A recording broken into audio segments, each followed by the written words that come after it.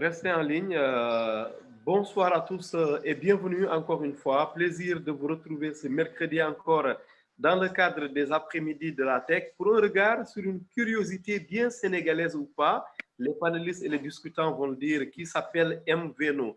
Les MVNO sont encore restés virtuels, plus que jamais fidèles à leur appellation. En dehors de Sirius Télécom, de l'homme d'affaires Mbakiou Faye représenté dans cette session, pas la moindre silhouette, pas le moindre lancement, même simplement officiel ou symbolique depuis plus de 4 ans aujourd'hui, en dépit de ce qu'en disent les textes en vigueur dans les télécoms au Sénégal. On va le rappeler tout à l'heure.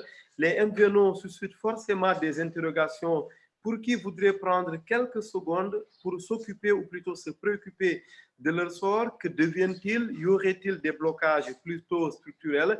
La durée légale pour l'effectivité de leurs activités n'est-elle pas dépassée? Faudrait-il rouvrir l'appel d'offres? Avec quels critères désormais? Le marché était-il prêt à l'époque, autrement dit il y a 4 ans? Est-il prêt encore? Les conditions d'une concurrence saine et loyale sont-elles vraiment au rendez-vous? La RTP, le ministère des Finances, que nous avons convié par ailleurs, mais sans le moindre retour, malgré plusieurs relances, ont-ils bien joué leur rôle? Pêcherait-il sur les modèles économiques? Plutôt pêcherait-on sur les modèles économiques? Parce que ça ne regarde pas a priori la RTP et le ministère des Finances. La demande existe-t-elle vraiment? Sur le plateau de ce 1er septembre, très pluvieux à Dakar, on s'en félicite au passage, plusieurs acteurs dont vous allez sûrement reconnaître certains visages, mais que je refuse de présenter. Je commencerai par Pape Gorgui Touré, bien évidemment, en ligne de Genève, malgré un agenda difficile. C'est pourquoi vous ne l'avez vu sur les annonces qu'un peu plus tard, autrement dit, à la dernière minute. Madame Diouf, Chief Business Transformation d'Expresso Sénégal, lui et moi, nous nous sommes cassés la tête hier dans l'après-midi pour trouver un peu l'équivalent français de son titre. Hein. Je me félicite de la présence d'Expresso Sénégal sur ce panel. Plus d'un an depuis que nous avons démarré ces panels, j'en ai fait d'ailleurs la remarque dernièrement au directeur général d'Expresso, que je remercie au passage pour lui dire que nous n'avons jamais eu Expresso et pour nous, c'est vraiment important. En un temps où Expresso est challenger, mais se challenge également avec évidemment ces belles innovations. Peut-être que indirectement, Mademba va les aborder au cours de ce panel. Quelqu'un d'autre que nous ne pourrions ne pas recevoir, Issa Ndiaye, le DAF de Sirius Telecom, le MVNO, le seul pour le moment qui fonctionne de Mbakiou Faye, qui commercialise la marche Promobile. On se félicite de la présence de Issa Ndiaye parce que les autres MVNO, nous avons cherché à les avoir sur notre plateau depuis plus d'un an, mais bien évidemment, c'est très, très compliqué. Mamadou Dien, dont on se félicite également de la présence parmi nous, expert financier, il a aussi inventé, créé la plateforme Leader Sénégal. Il va y revenir, bien évidemment. Il nous dira si on peut espérer des leaders avec nos MVNO au Sénégal.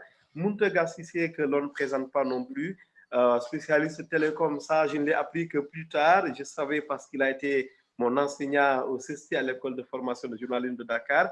Muntega Sissé, spécialiste en télécom, spécialiste en blogging, un blogueur à ses heures perdues, mais bien évidemment et globalement, il est entraîneur du numérique. Samba Sen non plus que l'on ne présente pas, bien évidemment. Samba Sen, ancien au cadre de Sonatel, sûrement c'est là-bas où il a rencontré notre très cher ami Pape Gorgui à l'Université. Samba Sen qui est le CEO de US Africa. Dernièrement, parce que Samba a plusieurs casquettes, je l'avais présenté comme expert transformation digitale. Il m'avait un peu mis à jour en me disant qu'il avait évolué. Bien évidemment, il va y revenir tout à l'heure en se présentant davantage parce que, évidemment, le numérique évolue et les acteurs évoluent très vite. Je n'oublie pas non plus ces illustres discutants qui sont avec nous cet après-midi que nous allons présenter un peu plus tard.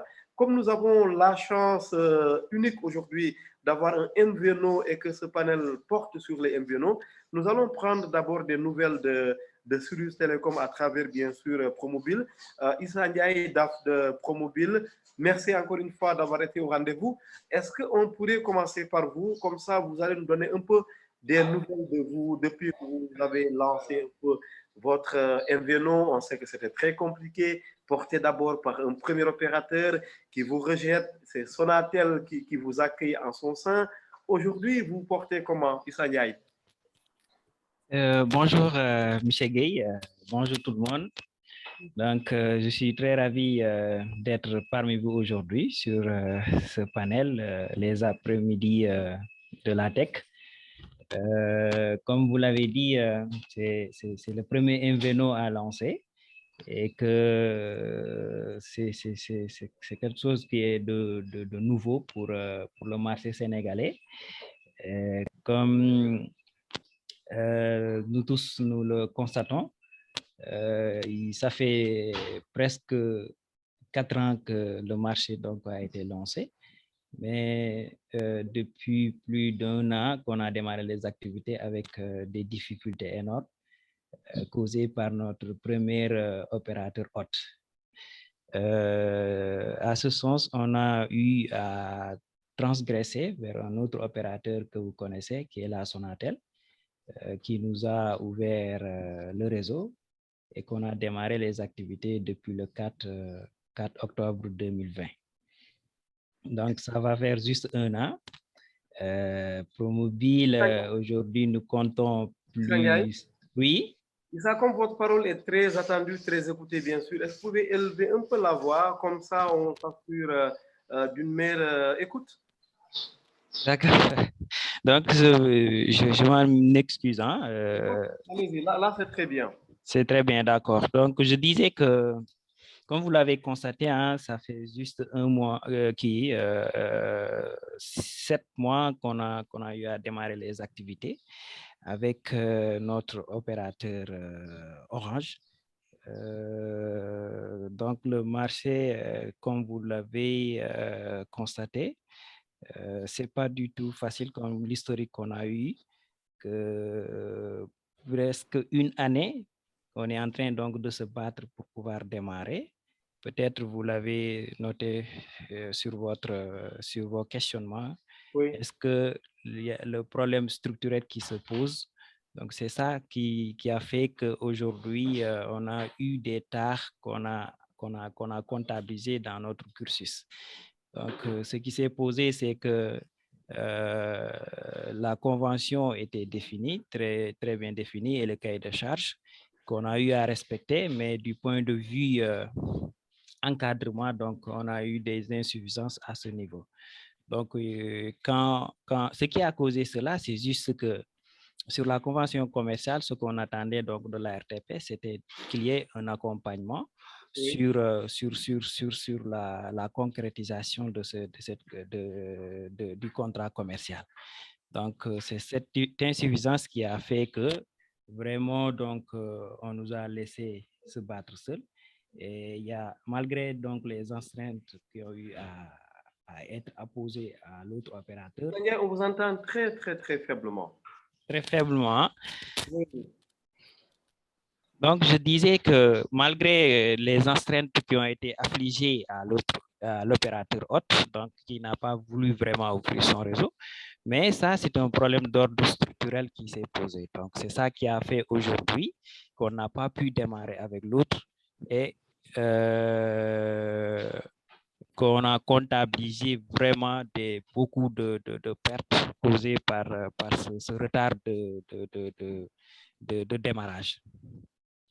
Merci.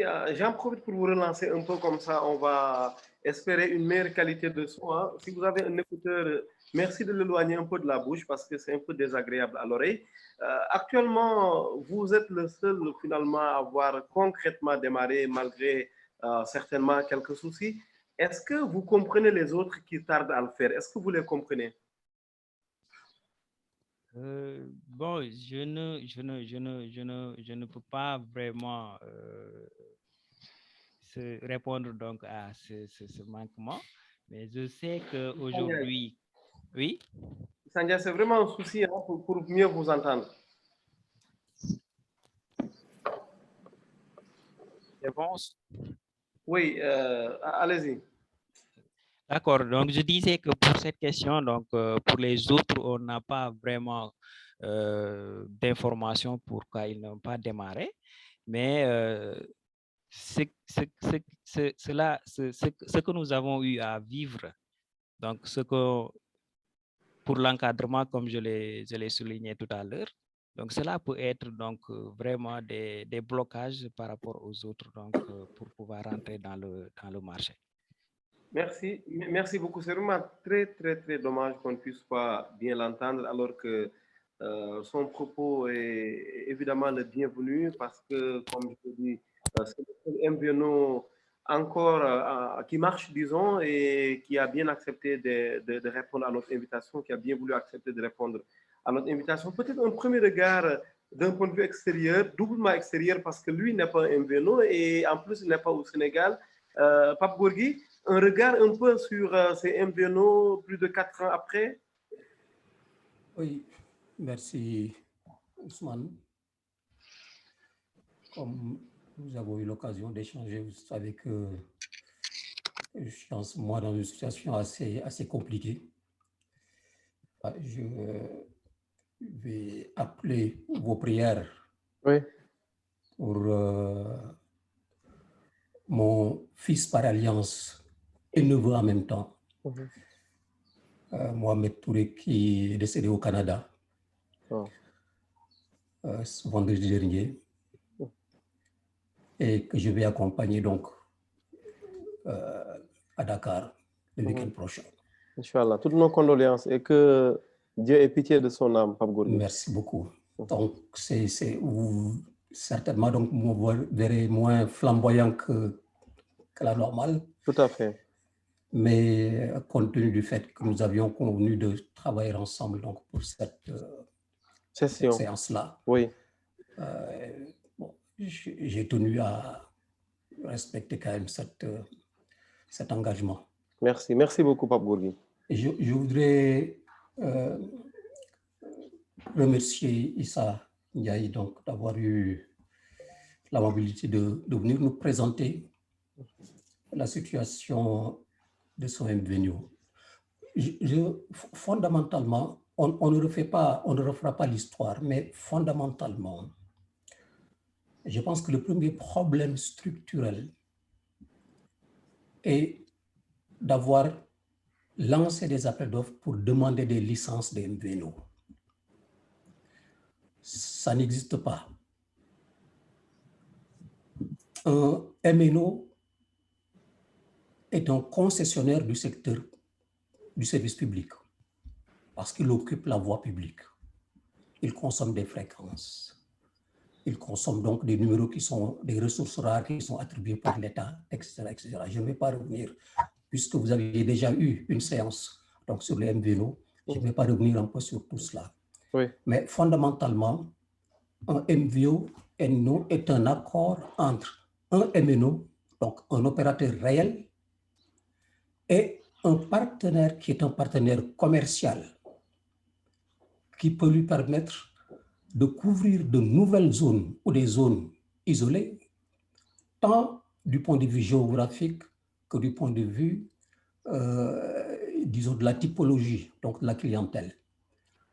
On peut avoir une niche quelque part et ne pas pouvoir accéder à cette niche-là exactement de la même façon que l'on accède à l'ensemble de ces consommateurs.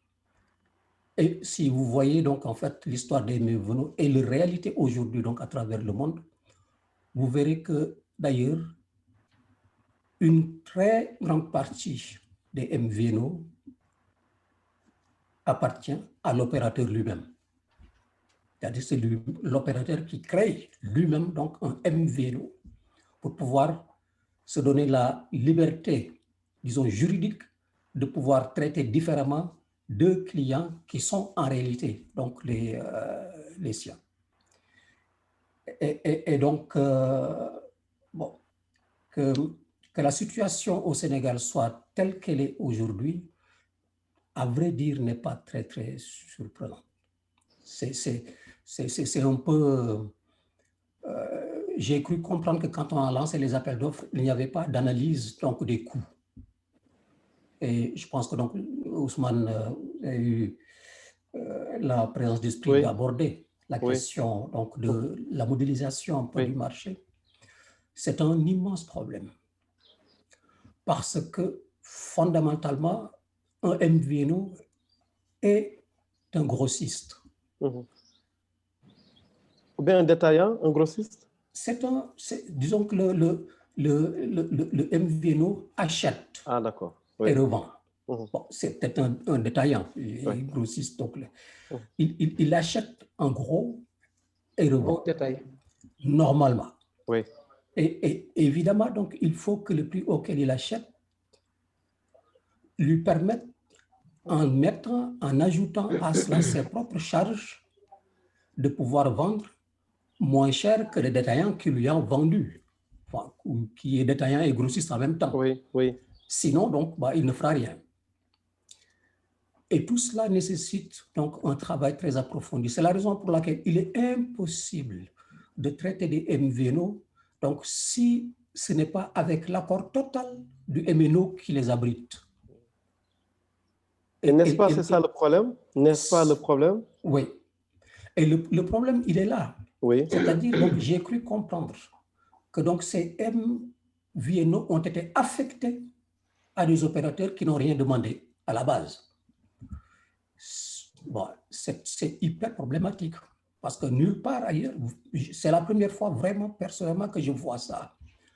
Normalement, un MVNO est un instrument de travail de l'opérateur MNO, qui lui-même est un instrument de travail de l'État pour pouvoir satisfaire ses obligations, notamment donc le service universel à travers le pays.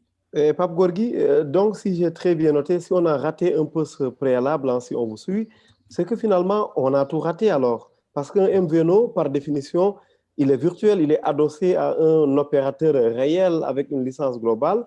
Si donc l'opérateur réel, le premier opérateur, n'a rien demandé et qu'on lui force en quelque sorte un opérateur virtuel, sans que l'accord soit vraiment sincère, il y a un problème.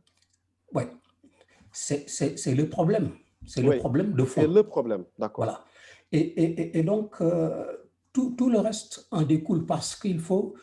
Un MVNO peut être extrêmement utile. Souvenez-vous que donc, le premier MVNO, le tout premier au monde, c'était Virgin Mobile, qui n'était pas en fait un opérateur de télécommunications, mais Virgin, tout le monde sait que donc en matière musicale, ils avaient une offre très intéressante. Donc, ce qu'ils voulaient simplement, c'est donc de capter maintenant des clients, élargir sa clientèle et combiner l'offre téléphonique avec l'offre d'écoute musicale pour pouvoir donc, vous voyez, donc élargir son propre. Donc, c'est toujours adressé à une activité réelle qui existe. Une demande. Mais si vous avez un candidat MVNO qui n'a pas d'activité particulière consommable par les consommateurs du téléphone et qui n'a pas un réseau commercial suffisamment large déjà avec une activité existante qui peut juste recevoir donc ce nouveau produit comme un incrément, c'est-à-dire donc le coût incrémental qui serait ajouté par le fait de commercialiser en plus le téléphone ne serait pas très important. Si on ne tient pas compte de cela, on est aussi donc dans une difficulté de modélisation économique qui va poser problème. Merci Pape Gorgui. En fait, je profite un peu d'un de vos points abordés que je rappelle avec plaisir d'ailleurs. Les MVNO affectés à un opérateur qui n'a rien demandé à la base, ça peut causer problème. On donne la parole justement à un opérateur Expresso Sénégal qui a naturellement, comme les autres opérateurs, son MVNO. Mademba, comment vous vous situez par rapport à ce propos de Pape Gorgui qui dit faudrait-il d'abord au préalable que l'opérateur à licence globale soit demandeur d'un MVNO? Merci Ousmane pour la question. J'aimerais tout d'abord m'incliner devant la mémoire du jeune Mamadou Touré, qui est le neveu de Pape Gorgui, du doyen Pape Gorgui Touré. Merci encore pour l'honneur que vous nous faites, Expresso en tout cas, en nous invitant à ce panel-là pour un peu discuter de ce sujet très important. Bienvenue. Juste pour rappeler l'histoire avant de venir à votre question. Donc, suite à l'appel d'offres international, les 3 MNO ont signé chacun 3 lettres d'engagement, qu'on appelle dans le jargon en anglais LOI, proposant 3 potentiels partenaires MVNO. Il revenait alors au régulateur ARTP de faire la sélection définitive et d'attribuer un MVNO à chaque opérateur MNO. Pour notre part, Expresso, on s'est vu attribuer 2S Mobile, le MVNO porté par M. El Hadj Ndiaye, PDG du groupe 2S TV. Donc, après cette attribution officielle, nous avons démarré la phase négociation. Et je pense que Pape Gorgui l'a bien souligné tout à l'heure. Et nous aussi, on s'est rendu compte à ce moment-là qu'il n'y avait pas une phase préalable d'étude de coûts. Et donc, ça nous a pris du temps. On a mis plus de 4 mois sur cette partie de négociation. À l'issue de cette négociation, les MVNO présélectionnés devaient alors s'acquitter de leurs taxes, de leur licence d'exploitation. Voilà où est-ce qu'on en est aujourd'hui. Et alhamdoulilah, heureusement, le premier MVNO a démarré qui est Promobile. Pour en venir à la question, en fait, sur le Est-ce que vous l'avez demandé? Ou bien est-ce que ça vous gênerait? Voilà, c'est ça la question. Voilà. Je ne sais pas, mais une chose est sûre, à mon humble avis, il serait bon d'associer, de s'assurer que l'environnement ou les facteurs externes sont en parfaite adéquation avec le projet que nous voulons porter. Parce que ce n'est pas le cas. Je m'explique. J'ai 3 axes de réflexion. De réflexion là-dessus, d'accord. Voilà. Tout d'abord, il faut savoir que les licences attribuées sont des licences MVNO Light. C'est-à-dire que les détenteurs de ces licences n'ont pas d'infrastructure télécom, mais s'appuient à 100% sur l'infrastructure des MNO pour offrir un service de télécommunication à moindre coût. Peut-être que s'ils avaient eu l'opportunité, si on leur avait donné l'opportunité justement d'avoir une licence pas light, mais full MVNO dès le premier jour, ils auraient pu démarrer de manière sporadique en attendant de régler les problèmes structurants, si problème il y a. Ça, c'est le premier axe de réflexion. Le second axe, comme je le perçois aujourd'hui, il me semble, c'est vraiment personnel, que les MVNO s'orientent vers une démarche, vers un marché purement local, avec pour ambition de couvrir, bien évidemment, certaines zones blanches. Il faut savoir que la nature d'un MVNO, c'est de rapprocher les peuples, rapprocher les populations, en offrant des services à moindre coût. Et donc, c'est forcément, à mon sens, la diaspora qui devrait être le premier vecteur porteur du MVNO. C'est encore une réflexion. Troisième et dernier axe de réflexion, c'est dans la transformation du business où je travaille activement en ce moment. Vous savez, les télécoms ont beaucoup évolué.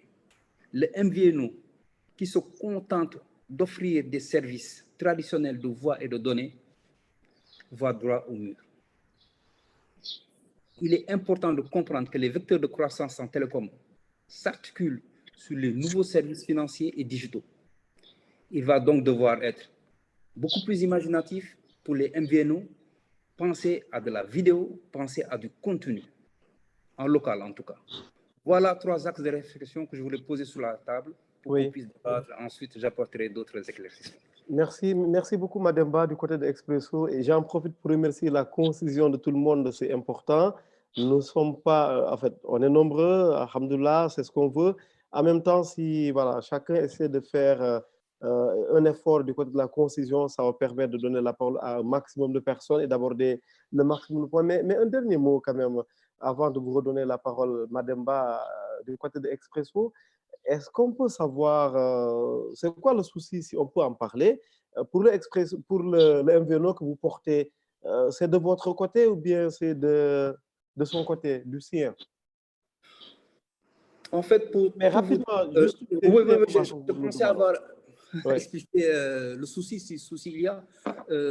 Je disais que oui, on a signé avec 2S Mobile. Dans la phase actuelle des choses, 2S Mobile doit aussi signer certains accords avec le régulateur pour qu'on puisse démarrer nos opérations. C'est ce que je peux vous dire en ce moment. On ne connaît pas plus. Merci. Et nous sommes dans cette attente-là. Je dois aussi vous dire en toute honnêteté, en toute franchise, que nous avons été contactés par d'autres sociétés, des gens intéressés qui, vous savez, nous sommes aujourd'hui sous le régime de l'autorisation et son opérateur MVNO, et certains candidats commencent à se manifester. Voilà. Merci. Merci. En tout cas, l'ARTP nous rappelait récemment que le jeu a été rouvert. Je ne sais plus quelle était l'appellation un peu technique, hein, parce que je ne suis pas un expert des télécoms. Hélas, nous n'avons pas pu avoir l'ARTP malgré plusieurs relances en direction du directeur général, malgré ses promesses de nous revenir. Le cas également du ministère des Finances qui devrait avoir un représentant à la dernière minute. On n'a plus de nouvelles. Mountaga Cissé. Après, je donne la parole à Samba Sen, bien évidemment, et à Mamadou Dieng. Pour Mountaga, votre regard, vous, en tant qu'un spécialiste externe qui regarde comme nous autres journalistes cette situation évoluer ou stagner concernant les MVNO au Sénégal, est-ce que les conditions qu'il faut pour la concurrence, est-ce qu'elles sont garanties? Parce qu'on doit quand même rappeler ce cas qu'on ne va pas oublier de sitôt. Promobile qui voulait lancer ses activités à l'occasion d'un Magal. Bien évidemment, Free, qui était Tigo à l'époque, voulait également en profiter. Ça a créé un télescopage. Résultat, ça n'a pas marché. Promobile quitte un peu la maison Free pour aller chez Orange, là, juste derrière moi. Est-ce que ce n'est pas ça le problème finalement, Mountaga? Est-ce que les conditions concernant la concurrence sont garanties entre un gros opérateur et un petit MVNO qui, comme un bébé, a besoin d'être porté? Alors, merci Ousmane. Je commencerai d'abord par présenter mes sincères condoléances à M. Touré. Oui. Ousmane, bon, je me sens un peu piégé. Je pensais que j'allais être de l'autre côté, voilà, en tant que poseur de questions, mais pas en tant que quelqu'un qui doit donner son analyse. Mais déjà, je pense qu'on a bien campé le débat. Moi, ma réflexion sur ça, c'est qu'on a raté le départ. M. Touré l'a bien expliqué. Effectivement, dans beaucoup de pays, l'appel à candidature, la façon dont l'appel à candidature avait été lancé a fait que les choses ont été faussées dès le départ. Et entre-temps, il y a eu évolution de la loi. Le Code des communications électroniques de 2018 a fait que nous avons quitté le régime de licence au régime d'autorisation et on n'a pas vu les choses évoluer du côté des deux MVNO. Moi, je considère Promobile comme un MVNO courageux parce que tout simplement, ils sont là depuis le début, même si leur début a été très difficile, comme tu l'as expliqué, Ousmane, avec les démêlés avec Tigo devenu Free entre-temps. Mais je pense également, parce que les MVNO, M. Mademba l'a dit, les MVNO au Sénégal ont voulu, en tout cas le seul qui est là, peut-être des autres, on verra, ont voulu se positionner comme des MNO, comme des opérateurs classiques, en offrant exactement les mêmes produits et services. Si aujourd'hui, on analyse les différentes offres de services de Promobile, ces offres-là s'alignent sur la même lignée des autres offres d'Expresso, d'Orange et de Free, alors que ces autres opérateurs ont plus de capacité, ont plus de moyens et aussi ils ont l'infrastructure technique que le MVNO n'a pas.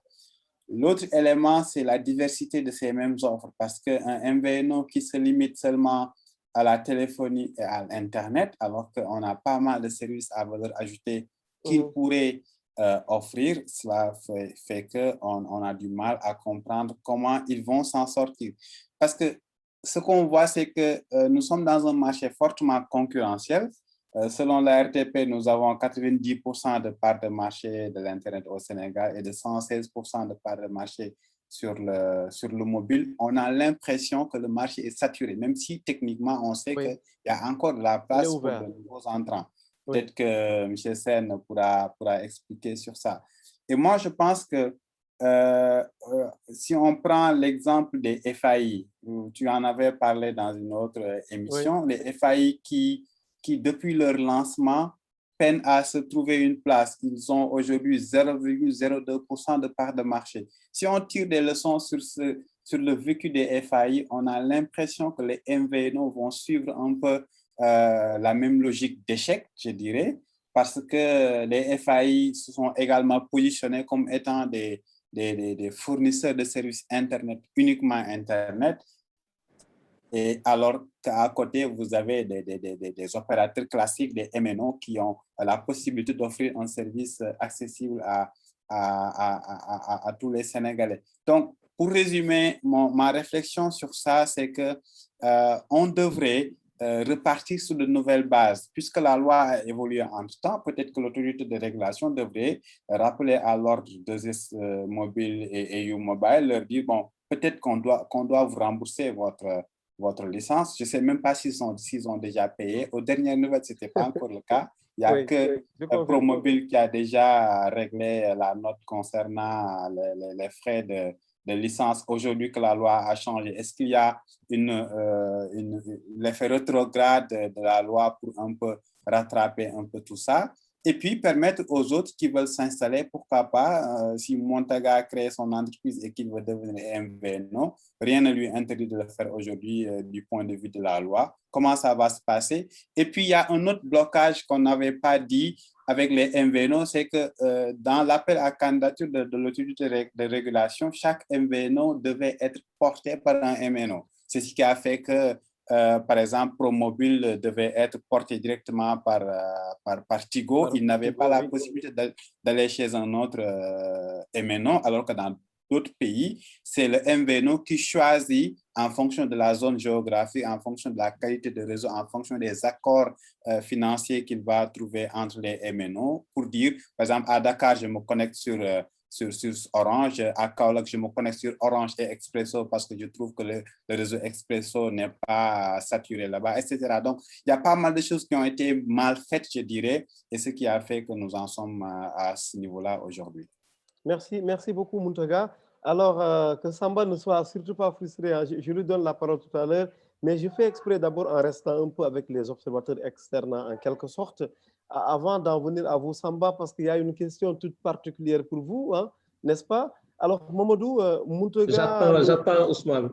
Tout à fait. Mamadou Montaga nous faisait observer tout à l'heure que les MVNO offraient les mêmes services pratiquement que les gros opérateurs, et dès lors, on peut comprendre certains télescopages comme celui que l'on a décrit tout à l'heure. Est-ce que le problème, finalement, il n'est pas économique? Parce qu'on a parlé aussi de modèles économiques. Est-ce que nos MVNO sont bien inspirés économiquement, Mamadou? Mamadou Dieng. Mamadou qui dormait, hein, parce que... Non, en fait, vous avez dit Mamadou Montaga, en fait.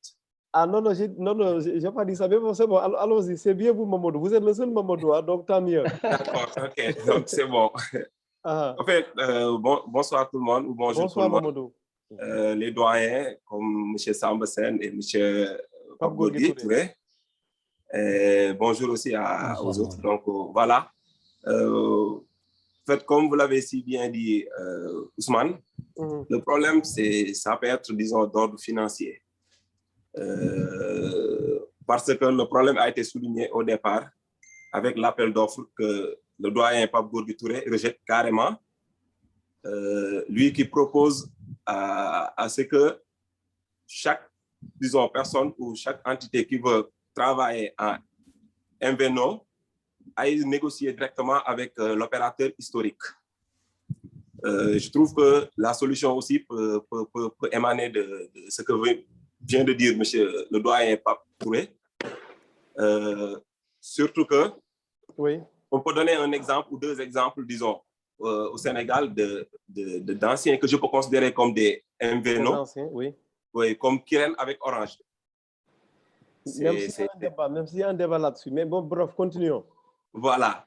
Donc, il y a aussi Expresso qui avait commencé aussi quelque chose du genre, avec Touba Mobile, je pense. Donc, c'est des choses qui sont nées. Disons, aujourd'hui, il y a toujours Kiren avec Orange, mais au départ, les offres étaient meilleures.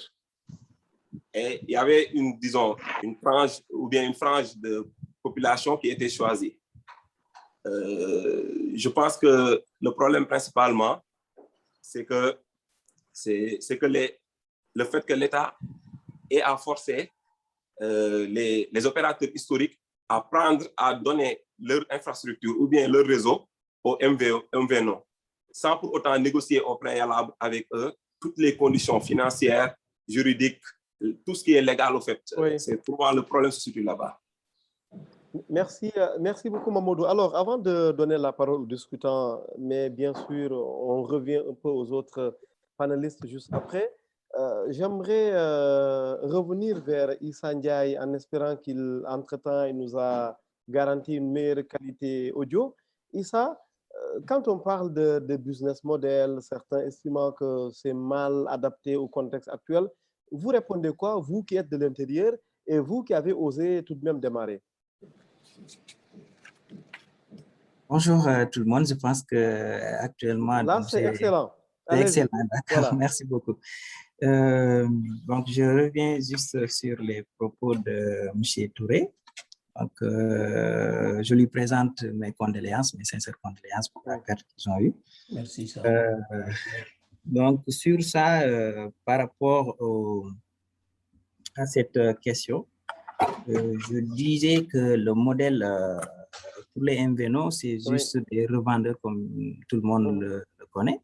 Donc, vous achetez en gros et vous revendez au détail.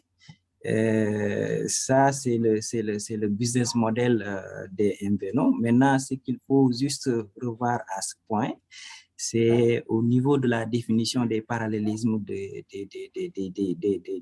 offres. Aujourd'hui, comme M. Touré l'a souligné aussi, parce qu'il faut comprendre les MVNO, c'est des opérateurs de niche qui sont là parce qu'il y a un besoin ou quelque part où le MNO ne peut pas atteindre, donc et le MVNO va s'occuper de ce marché. Maintenant, sur cela, il faut juste une bonne stratégie qui est définie en accord parti pour attaquer cette niche. Et là, je pense que pour résoudre ce problème, c'est juste donc un parallélisme des prix ou des offres pour pouvoir vraiment attaquer et pour ne pas avoir de télescopage entre les deux opérateurs. Parce maintenant, que vous redoutez ces télescopages? Bon, pour le moment, nous, on n'a pas ce problème de télescopage. Peut-être donc... Parce que vous ne chassez pas dans la même forêt que celui qui vous porte? Effectivement. Donc, c'est ça. Donc, il y a non, une bonne... Mais ça, c'est important qu'on s'y attarde. Qu'est-ce que vous faites pour vous différencier de l'opérateur porteur? C'est important.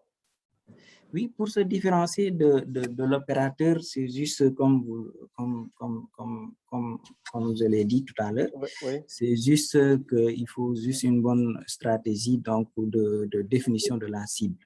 Si la cible est bien définie et que voilà, il y a un accord parti sur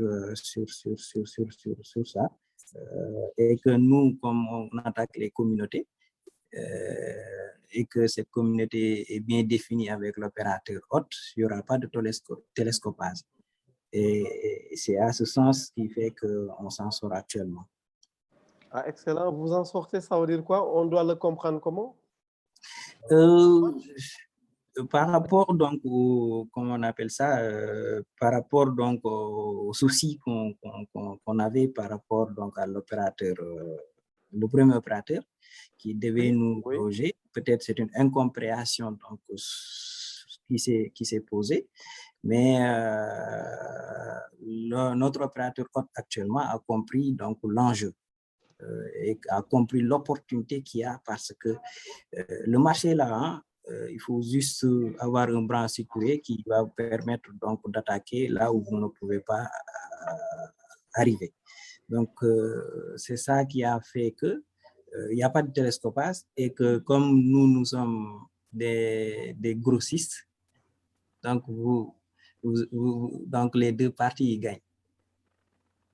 Merci Issa. Mais c'est important pour votre prochaine prise de parole, que vous soyez un peu concret. Je ne sais pas si c'est un refus stratégique ou pas. On a envie quand même de vous entendre nous dire qu'est-ce que vous offrez qui soit différent des services de Orange. Pourquoi est-ce qu'on peut vous préférer à Orange sur certains points? Pour nous, c'est important. Ça nous permet d'être très concret. Et côté discutant, j'ai d'abord envie d'ouvrir la parole à Alassane Blaise Diagne. Alassane, bonsoir. Bonsoir. Bienvenue. Je sais que vous nous suivez en douce depuis près de 50 minutes. Peut-être une première présentation de vous, Alassane, pour les rares personnes qui ne vous connaîtraient pas dans ce panel. Merci Ousmane. Bon, présentation, ce sera assez, je ne vais pas abuser du temps. Oui. Je suis un retraité avec une certaine expérience dans le secteur des télécommunications. Et tout récemment, j'ai passé effectivement mes 5 dernières années à être conseiller du directeur général de l'Agence de l'informatique de l'État, oui. En 2019. J'ai accompagné, disons, la nouvelle structure du Fonds de développement du service universel des télécommunications que j'ai quitté au mois de mai. D'accord? Donc là, je suis effectivement retraité. Mais permets-moi de présenter quand même mes condoléances à Touré, d'accord? Et que vraiment, je souhaite toutes nos condoléances et que le paradis soit effectivement la demeure éternelle pour Mamadou Touré. Merci. Et franchement, bon, je ne veux pas trop intervenir, abuser du temps. Puisque Alassane, merci de parler un peu plus fort, s'il vous plaît, Alassane. D'accord, merci. Je dis, permettez-moi de ne pas trop abuser de votre temps, mais je vois que le sujet est extrêmement important, mais il y a quelques précisions peut-être vraiment qu'il faut apporter. D'accord? D'abord, j'ai cru comprendre que jusqu'à présent, on parle du point de vue technique, d'accord? Qu'on a eu à définir la notion d'MVNO du point de vue soit commercial, soit technique. Mais il faut savoir que la notion de MVNO est rentrée dans le corpus législatif et réglementaire du Sénégal qu'avec la nouvelle loi qui a été effectivement prise en 2018. Or, pour mémoire, l'appel d'offres de la RTP a été fait entre avril et mai 2017. Donc, ça veut dire que c'était sous le régime de l'ancienne loi. Or, si vous cherchez la définition de MVNO dans l'ancienne loi, vous ne la trouverez pas du tout. D'accord? C'est dans cette loi que vraiment le législateur a donné une définition de ce qu'on appelle un opérateur de réseau mobile virtuel. Cette notion n'existait pas, n'a jamais existé au Sénégal. Pour mémoire, et ça, je crois que Pape Gorgui Touré, effectivement, l'a bel et bien dit, d'accord? Un MVNO, c'est un vendeur, c'est-à-dire c'est un commerçant. Mais ce n'est pas la première fois qu'on a un MVNO au Sénégal. L'opération Kirène, il y a eu des débats, il y a eu de l'eau sous les ponts entre-temps, d'accord? C'est quand même une opération MVNO, d'accord? Après, les techniciens peuvent faire la différenciation entre le full, le light, etc. à ce niveau-là. Mais quand on regarde la législation du Sénégal, l'erreur que l'on fait souvent, c'est de croire que les MVNO rentrent effectivement dans le cadre de l'application du service universel, ce qui est faux. Parce que le service universel, d'accord, prévoit la couverture des zones blanches, globalement. Or, les MVNO n'ont aucune possibilité, dans la législation actuelle, à construire, à avoir des infrastructures. Donc, ils ne peuvent aller que là où leur porteur existe. Donc, je pense que ça, ce sont des éléments extrêmement importants. La question est maintenant de savoir, et Pape Gorgui a vraiment mis le doigt sur, c'est quelle a été la motivation. Quelle est la motivation qui a fait que brusquement, l'ARTP se lève, d'accord, procède à un appel d'offres, essaye d'imposer effectivement aux opérateurs qui ne sont demandeurs de rien, à ce qu'il y ait effectivement des nouveaux acteurs qui rentrent dedans. D'accord, on a vu la procédure. Et c'est ça vraiment là où il y a un problème de structuration à ce niveau-là. Et peut-être, d'accord, qu'il faut savoir que c'est d'abord, il y a un document de stratégie que le Sénégal a pris en 2016, qu'on appelle le document de stratégie SN 2025. Nous sommes à 5 ans ou 6 ans de mise en œuvre. Là-dedans, il est prévu, au-delà même, effectivement, je ne vais pas faire tout un cours sur ça, mais il est prévu effectivement 2 éléments importants. Ce qu'on appelle le cadre juridique et institutionnel qu'il fallait vraiment réformer, qui était un prérequis de sa mise en œuvre. Mais dans les axes prioritaires, il y avait ce qu'on appelle un accès ouvert et abordable aux réseaux et services numériques. C'est ça vraiment qui a amené à ce que l'on fasse la réforme de 2000 en fin 2018. Mais l'appel d'offres, l'ARTP, comme il l'a fait pour les FAI, sachant très bien qu'on va effectivement réformer, se précipite et fait un appel d'offres. Or, après que la loi a été adoptée à l'Assemblée nationale, Mais le régime des MVNO relève du régime de l'autorisation.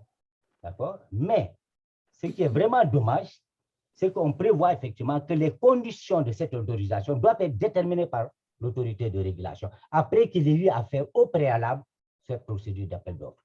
C'est pour cela qu'il faut faire très attention au Sénégal. Nous avons beaucoup de problèmes vraiment de cohérence dans nos politiques publiques. Et c'est là vraiment, je vais terminer pour dire qu'il est peut-être temps vraiment qu'on soit un peu moins, qu'on soit un peu plus sobre vraiment dans nos politiques, dans la mise en œuvre de nos politiques publiques. Et ça, malheureusement, ça nous retarde sur beaucoup de choses de ce point de vue-là. Moi, ce sont les éléments que je voulais vraiment apporter à ce niveau en termes de précision. Je vous remercie. Merci beaucoup Alassane Blaise Diagne du côté du FD Sud, passé par l'ADIE, aux côtés de Cheikh Bakhoum. Alors, à force de contourner Samba Sène dans la première partie, parce que j'avais des questions pour lui, j'ai fini par l'oublier, mais heureusement que je me ressaisis un peu avant qu'il ne soit trop tard, cher Samba Sène. Tu es devenu très patient, Ousmane. Non, c'est très, très gentil. Sûrement avec l'âge aussi, la sagesse des télécoms. Alors, Samba, actuellement, vous faisiez partie des candidats recalés. Maintenant qu'il n'y a qu'un seul MVNO qui marche, est-ce que vous plaideriez pour une réouverture de l'appel d'offres?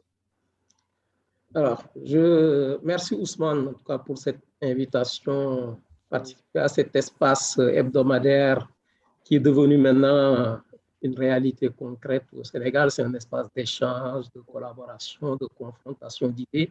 Je pense que c'est vraiment très utile pour le secteur, pour l'écosystème, pour le pays. En tout cas, merci, félicitations pour cette initiative-là que tu as prise. Je voudrais quand même, avant d'aller plus loin, présenter mes condoléances fraternelles à Pape Gorgui, que je connais. Gorgui, ça fait 40 ans en fait qu'on s'est rencontrés la première fois. je vois, ça fait 40 ans, ça ne nous rajeunit pas. Et après, on a cheminé ensemble, on a fait de grandes choses ensemble. Je pense à l'époque des grands projets de Sonatel. Gorgui était le grand chef des projets et puis moi, j'étais un sous-chef d'un secteur dans ces projets-là. Et je pense qu'on a fait beaucoup de choses ensemble, beaucoup de choses intéressantes et vraiment, j'ai plaisir à le retrouver et puis à retrouver l'ensemble des intervenants ici, que je connais tous d'ailleurs, finalement, et qui sont aussi éminentes personnalités du secteur, en tout cas du pays. Alors, beaucoup de choses intéressantes ont été dites. Moi, j'avais décidé de ne plus parler de mon cas s'agissant des MVNO. Parce que je vais vraiment donner quelques précisions par rapport à ce qui a été dit jusque-là, apporter quelques éclairages, parce que j'ai été acteur de ce processus-là et puis je suis acteur du secteur. Donc, je vais parler avec ces deux casquettes-là. La première chose, je pense que Pape Gorgui l'a dit, Blaise a terminé par ça. Je pense qu'il y a eu une erreur, une maldonne originelle dans cette affaire-là. On lance une affaire dans la précipitation sans définir le cadre, le modèle économique. Gorgui en a parlé, le modèle de coût, mais même le cadre juridique et réglementaire. Alors, je vais faire une digression, mais le cas des MVNO est symptomatique des maux du Sénégal.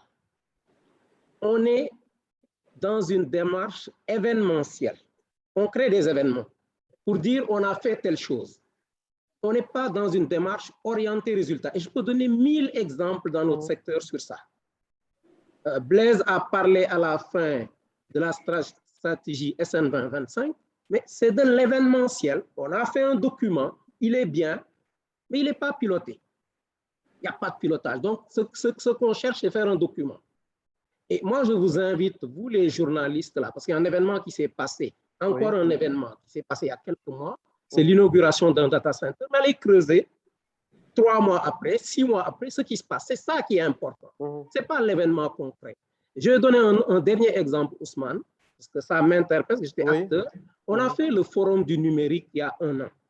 On nous a mobilisés. Moi, j'étais panéliste. On a travaillé. On avait dit qu'on allait sortir des résultats. Rien jusqu'à aujourd'hui. Ça fera 1 an en novembre. On fonctionne comme ça. On est dans une démarche d'événements. On crée des événements, on s'accroche autour de l'événement. Il y en a qui en tirent bénéfice de ces événements-là. Il y en a pour qui ça marche parce que ils ont fait de la com avec cet événement-là, on les a cités, etc. Mais qu'est-ce qu'on cherche? C'est le résultat. Et dans cette histoire de MVNO, là, les questions qu'il fallait se poser au départ, c'est où est-ce qu'on veut aller avec les MVNO? Qu'est-ce qu'on veut faire? Une fois qu'on a dit ça, on met un cadre. On n'a pas fait ça. Les opérateurs MNO ont été surpris. Donc ils ont été obligés de donner des documents. Certains l'ont fait plus ou moins bien, des documents qui faisaient partie du dossier d'appel d'offres parce qu'il fallait être adoubé par un MNO pour pouvoir présenter son dossier. Ils ont été obligés. Il n'y a pas eu de discussion de fond. Ça, c'est le premier point. Oui. Blaise a parlé aussi des aspects liés à la définition de telle ou telle notion. Bon, on a parlé de Kiren.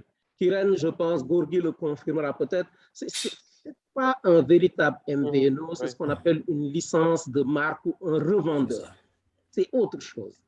Et je vais vous donner les définitions qui étaient dans le cahier des charges de MVNO et de MVNO Full et Light dans le cahier des charges de la RTP. C'était très simple. Ils ont dit un MVNO Full, c'est quelqu'un qui a de l'infrastructure.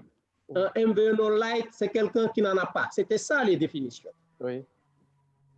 Donc, vous en jugerez, mais c'était ça les définitions. Effectivement, ce n'était pas défini dans la loi, donc ils ont créé une définition la plus simple possible que n'importe qui aurait pu peut-être dire, un enfant de 3e aurait pu dire la même chose. Donc, première chose. Oui.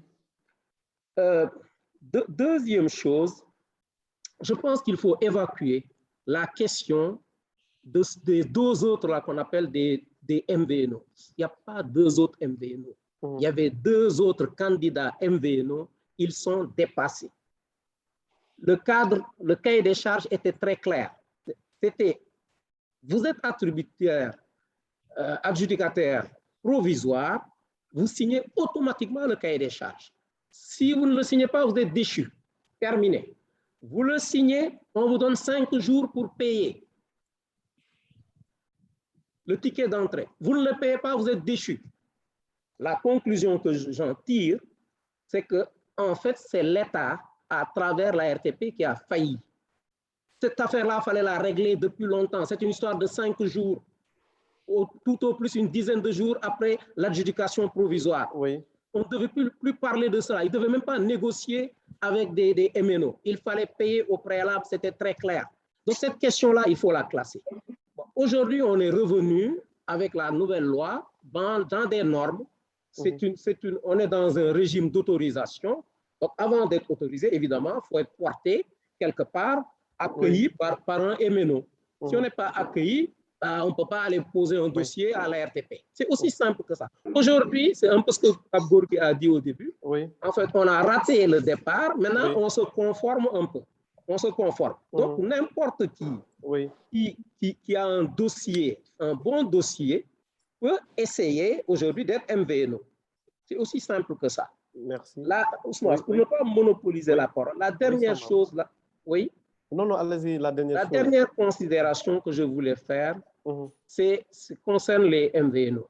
Un MVNO, il y a un certain nombre de critères pour espérer réussir.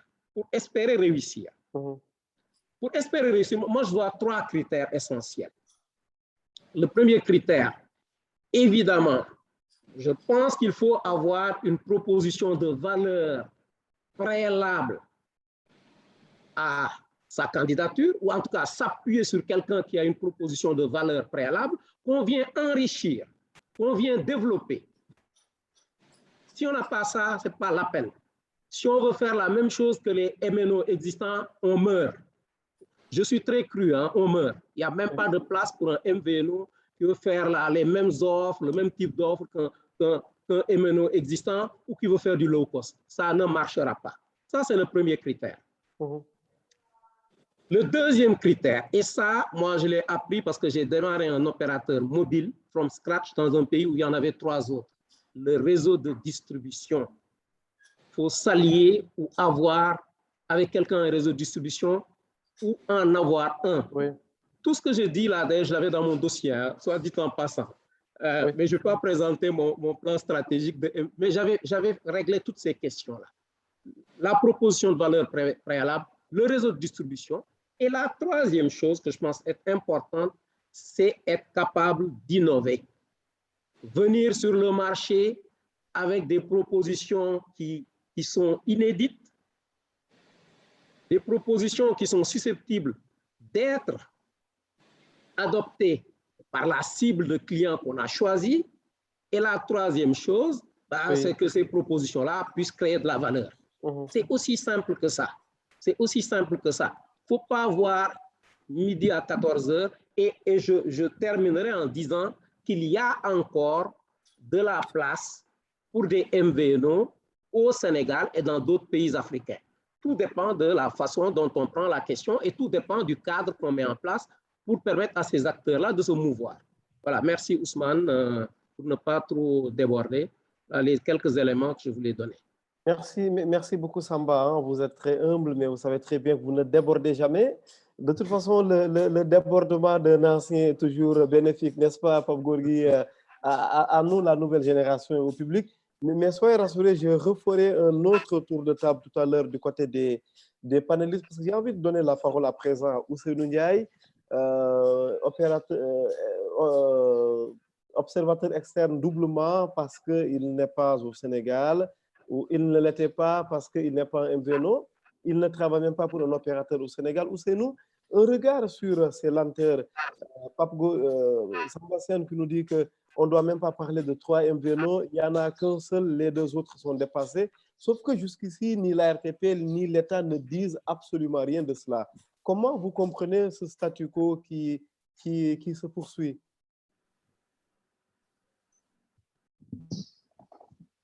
Ousseynou?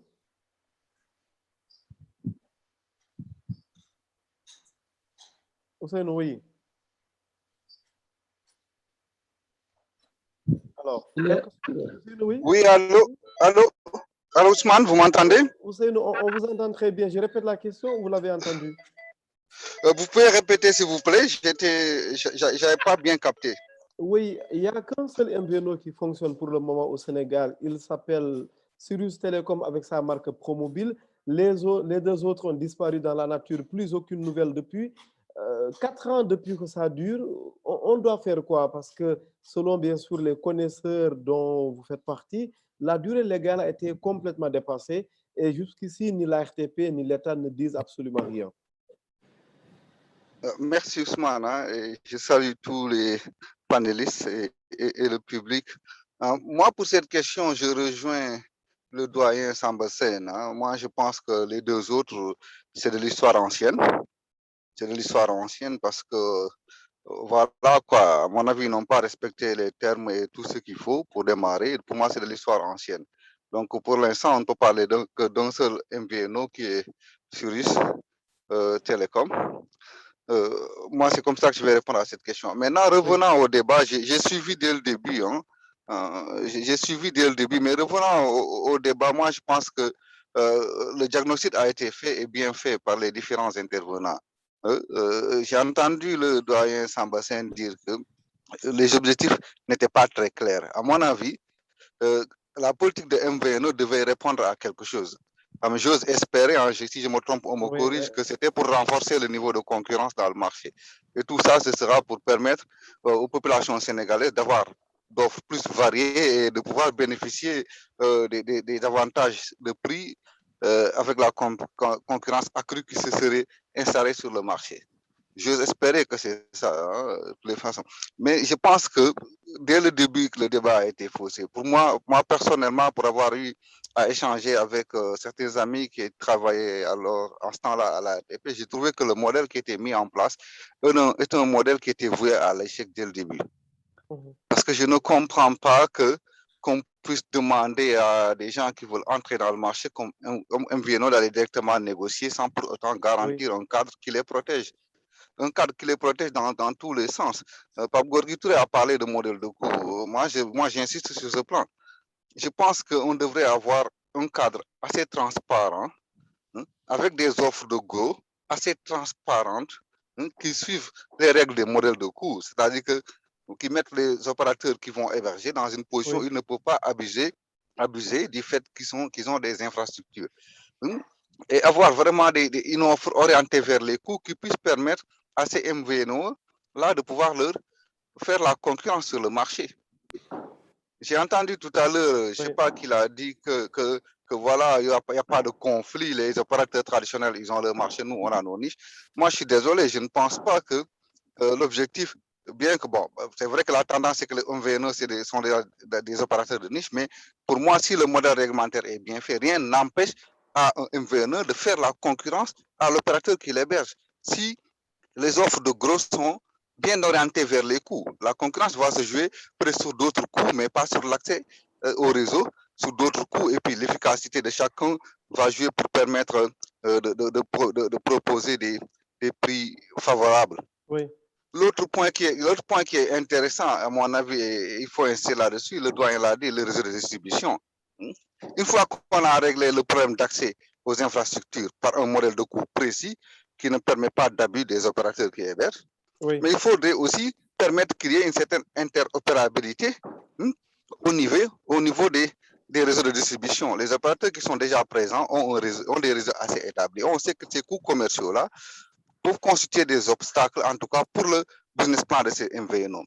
Faire un framework de telle sorte que ces opérateurs qui ont déjà des réseaux de distribution existants aient l'obligation de le partager avec les MVNO, ce qui va soulager les MVNO du point de vue du déploiement commercial. Maintenant, ce qui restera, c'est que chacun va user de son génie pour pouvoir innover. L'innovation, comme l'a dit le doyen Samba, l'innovation est la clé de la concurrence. Innover et permettre et pouvoir en fait, prendre sa part du gâteau. Quand je dis part du gâteau, je veux dire plus de part de marché.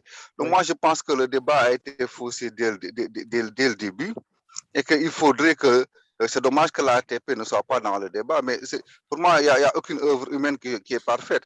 Ils ont fait quelque chose qui a montré que, enfin, qui par l'expérience qu'on voit, a échoué, mais ça ne coûte rien de se reposer, de reformuler les choses et d'essayer de voir comment est-ce qu'on peut mettre à jour le cadre réglementaire et surtout le cadre qui avait défini l'entrée des MVNO pour leur permettre de créer de la valeur dans le marché, quoi. Donc, pour résumer, moi, c'est ces trois aspects que je vois.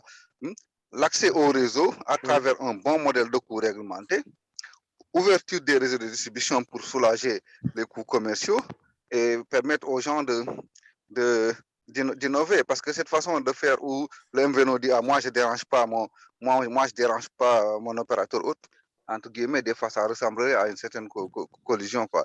Donc c'est le commentaire que j'ai et je suis d'avis avec le doyen Samba. Il y a de la place et bien de la place. L'essentiel c'est qu'on ait un cadre propice à la création de valeur pour ces MVNO.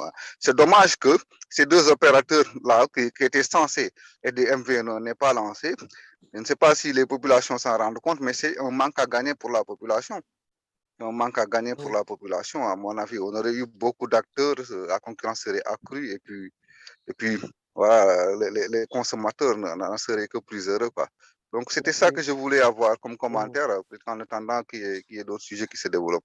Je vous remercie. Merci beaucoup, Seyno, un habitué de ces après-midi de la tech, un soutien même, si vous voulez, et Ousseynou qui travaille pour RTL Africa. Alors, je refais un autre tour de table à présent, en démarrant par notre homme de Genève, Pape Gorgui Touré. Actuellement, maintenant que ce qui se passe, s'est déjà passé ou se passe encore, on fait quoi? On a eu un retard, il y a eu des lenteurs, il y a eu des soucis. Nous n'avons que ProMobile pour le moment. Les autres, pour reprendre Samba ou Ousseynou, n'existent plus de facto. Alors, on fait quoi, Pape Gorgui? Oui, merci Ousmane. J'ai écouté attentivement vraiment toutes les interventions et je pense que l'essentiel a été dit. L'un d'entre nous l'a dit, aucune œuvre humaine n'est parfaite. Et ce qui est important lorsqu'on s'est trompé, c'est de s'inscrire donc dans cette logique-là, que donc s'il n'y a que ceux qui ne tentent rien qui ne se trompent jamais. Je pense que l'État a essayé quelque chose en fonction donc, des informations qu'ils avaient, mais ils n'avaient pas toutes les informations, en tout cas pas les bonnes. Reconnaissons cela humblement. Moi, je connais à la RTP des jeunes extrêmement compétents, mais peut-être qu'ils ne décident pas de tout. Laissons-leur la possibilité donc de se retrouver et de retomber sur le pied et de rebattre les cartes. Je pense qu'il n'est pas possible de garder l'argent de ceux qui ont déjà payé, parce que donc en réalité, il faut que l'accord se passe entre le MNO et le MVNO. Donc la licence n'est pas due. Il n'y a pas de licence d'MVNO encore une fois, parce que donc le MVNO n'est pas sur le domaine public. Rendons l'argent donc à ceux qui l'ont déjà donné et laissons les opérateurs travailler avec ceux qui souhaitent travailler avec eux et avec qui ils peuvent développer donc des offres nouvelles ou enrichir donc leur offre. Il peut y avoir effectivement concurrence entre un MNO et un MVNO. J'avais préparé une animation ici, mais qui serait peut-être un peu trop longue. Elle prendrait 5 minutes. Pour montrer exactement comment on peut faire pour qu'un MNO puisse compétir avec un MVNO. Mais c'est possible. Mais fondamentalement, ce n'est pas le but. Ce n'est pas le but. Le but d'un MNO, c'est réellement, donc en plus, évidemment, l'orientation vers les coûts est essentielle. Parce que si elle ne se repose pas sur une maîtrise totale de la consommation de l'ensemble des ressources du réseau, soit l'opérateur historique, celui qui est l'accueillant, le MNO, vend à perte, n'est-ce pas? Ou il vend à un tarif tel que donc l'autre ne peut pas survivre, même si c'est pour innover, parce que tant qu'il se repose sur le réseau de cet opérateur-là, il doit payer donc les coûts de cet opérateur. C'est donc, moi l'idée que j'ai vraiment, il ne faut pas abandonner l'idée des MVNO. Il faut quand même savoir qu'à travers le monde, il y a plus de MVNO qui ferment que de MVNO qui ouvrent. C'est la réalité. Ce n'est pas une affaire, ce n'est pas un truc où on achète, on vend et puis c'est terminé. Non, c'est plus complexe. Les télécoms, vous savez, c'est quand même autre chose. Donc aujourd'hui, s'il était possible, j'entends bien, je ne sais pas si la nouvelle loi donc, prévoit ça, même le régime d'autorisation, tout cela, ce que je vois dans d'autres pays, c'est que l'autorité de régulation prend note et met simplement sur une liste indicative les MVNO qui sont liés, les accords d'MVNO qui sont liés entre donc les MNO et les... Pourquoi demander plus que cela? C'est-à-dire faciliter donc la chose pour que ceux qui ont les compétences, les talents et qui peuvent innover viennent avec quelque chose. Moi, je pense vraiment que bon, l'affaire peut être très simple si on la reprend par le bon bout. Il ne faudrait pas hésiter donc à recommencer. Pourquoi la RTP qui ne peut pas, ça je dis un peu pour notre ami Issa, non, il n'appartient pas à la RTP d'encadrer donc un MVNO. Parce qu'un MVNO est par essence donc en fait donc un organe totalement privé. Il ne peut pas être encadré accompagné par la RTP. Ce n'est pas possible. La RTP, c'est l'argent de l'État. Donc, le rôle de la RTP n'est pas là. C'est le rôle de la RTP, c'est de faire en sorte que ceux qui entreprennent et qui sont supportés par d'autres, disons que ceux-là ne soient pas lésés donc, dans l'exercice de leur mission par quelqu'un qui abuserait donc, de sa position. Mais Pape Gorgui, mais actuellement, on fait quoi? On a un seul MVNO, les autres ont disparu. À partir de ce moment, on fait quoi? On rappelle les candidats recalés, on rouvre le jeu, ou bien on se dit, moi, Dakar, je voulais 3 MVNO au départ, je n'en ai qu'un seul, je fais avec cet MVNO.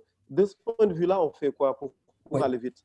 Très honnêtement, je n'ai jamais su que Samba Sen était candidat. Et ce que je veux dire, donc je ne le dis pas pour... bon, on est très proche depuis très longtemps. Mais ce qu'il y a, c'est que ce qu'il faudrait faire concrètement, Ousmane, pour répondre à ta question, c'est s'il y a quelqu'un qui a déjà payé cette fameuse licence, c'est de lui rendre son argent. 2, laisser donc les opérateurs maintenant discuter avec qui ils veulent. Et une fois qu'un accord est conclu, étant donné que ces personnes-là donc, sont en connexion, en rapport, travaillent sur une matière qui est quand même une matière sensible, c'est-à-dire donc la population sénégalaise, ou d'ailleurs, que l'État doit être informé.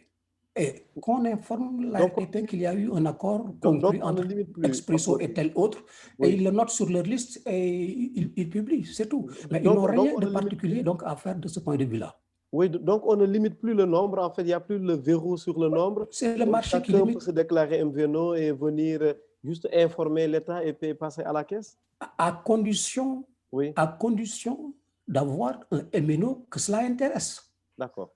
Si cela intéresse aucun MNO, on ne peut s'appeler MVNO qu'à partir du moment où donc, l'opérateur MNO, un opérateur MNO est d'accord de travailler avec vous. Sinon, vous ne vous appelez pas MVNO. On ne le décrète pas. Tout à fait. C'est un accord entre quelqu'un qui vend et quelqu'un qui achète. Il faut qu'il y ait les deux. D'abord. Merci beaucoup, Pape Gorgui. Alors, l'opérateur Expresso représenté par Mademba. Mademba, vous en pensez quoi? Rouvrir carrément le jeu, ne plus verrouiller le nombre. Il suffirait que MVNO trouve un accord avec un opérateur pour que ça marche? Merci pour la question, Ousmane. À mon sens, le débat est très intéressant. Vous savez, à mon sens, c'est plus dans le fond que sur la forme. Aujourd'hui, sur la forme, je pense que l'appel d'offres qui a été fait, on peut dire de manière scientifique, oui, qu'il y a eu des benchmarks qui ont été faits, il y a une certaine procédure qui a été suivie, mais est-ce que ça a été suffisant pour pouvoir lancer nos MVNO au Sénégal? Je ne pense pas, pour plusieurs raisons. Tout d'abord, il faut, à mon avis, alléger, c'est-à-dire supprimer le ticket d'entrée. Ça a été fait. Aujourd'hui, on est sous le régime de l'autorisation. La seconde chose, c'est que la loi des télécoms a énormément évolué au Sénégal. On parle aujourd'hui d'opérateurs d'infrastructure, on parle aujourd'hui de l'ADIE qui a de la fibre excédentaire, de la capacité excédentaire, de la Sénélec, et toutes ces entreprises-là, en fait, c'est des potentiels MVNO qui peuvent, à mon sens, faire des joint ventures avec des hommes d'affaires, des businessmen, des investisseurs qui veulent rentrer dans ce secteur-là. Ça, c'est une première chose. La seconde, c'est que il faut dès le début savoir qu'est-ce qu'on veut faire. Est-ce qu'on veut créer de la valeur ou est-ce qu'on veut gagner juste de l'argent? Aujourd'hui, on a deux entités qui sont des entreprises privées à vocation commerciale qui travaillent dans les télécoms. Et en face de ces entreprises-là, nous avons les politiques. Mais il me semble que nous avons des programmes divergents. Je pense que M. Sambassène, doyen Sambassène l'a souligné tout à l'heure. C'est divergent tout simplement parce qu'on est resté dans l'événementiel. Effectivement, nous faisons beaucoup de choses au Sénégal. Le secteur de télécom évolue vite, évolue rapidement au Sénégal, mais c'est un peu plus dans l'événementiel que dans le rendu. Il va falloir, à mon sens, tout cela, faire bouger tout cela, créer des joint ventures pour qu'ensemble, qu'on puisse s'asseoir et créer la vraie valeur ajoutée pour le Sénégal et pour le secteur. Voilà un peu ce que j'avais à dire par rapport à la question. Merci beaucoup, Mademba. Mountaga, comment on peut se sortir de la situation?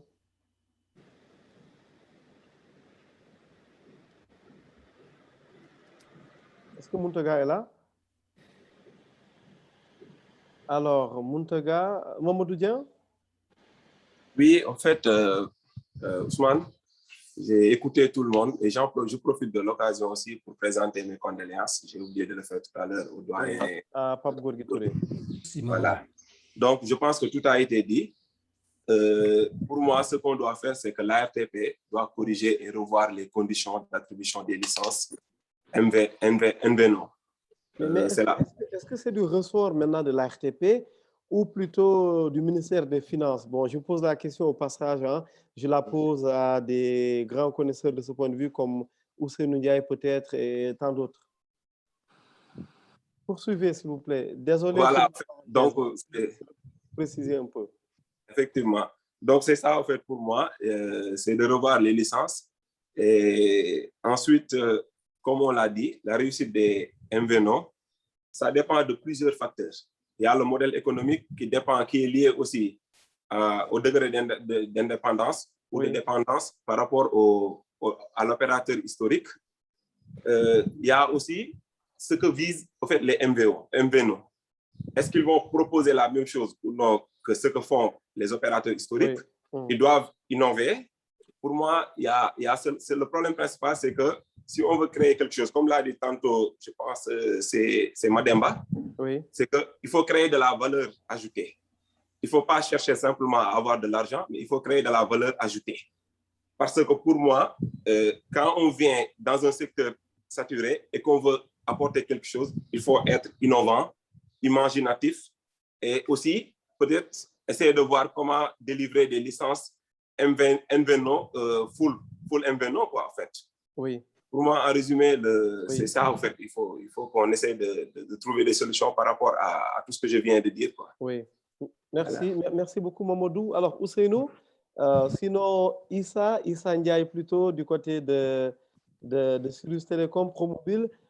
Actuellement, on a compris que ce n'est pas très évident, bien évidemment. Je pense que ça reste la règle. Pape Gorgui vient de nous rappeler que les MVNO qui échouent sont plus nombreux que les MVNO qui réussissent. Naturellement, pour le cas du Sénégal, on souhaite que vous réussissiez. Actuellement, si vous devriez être accompagné, c'est dans quel domaine précisément? Après vous, Bachir Nasr aura la parole. Bonjour Ousmane, je pense que j'ai écouté tout le monde. Oui.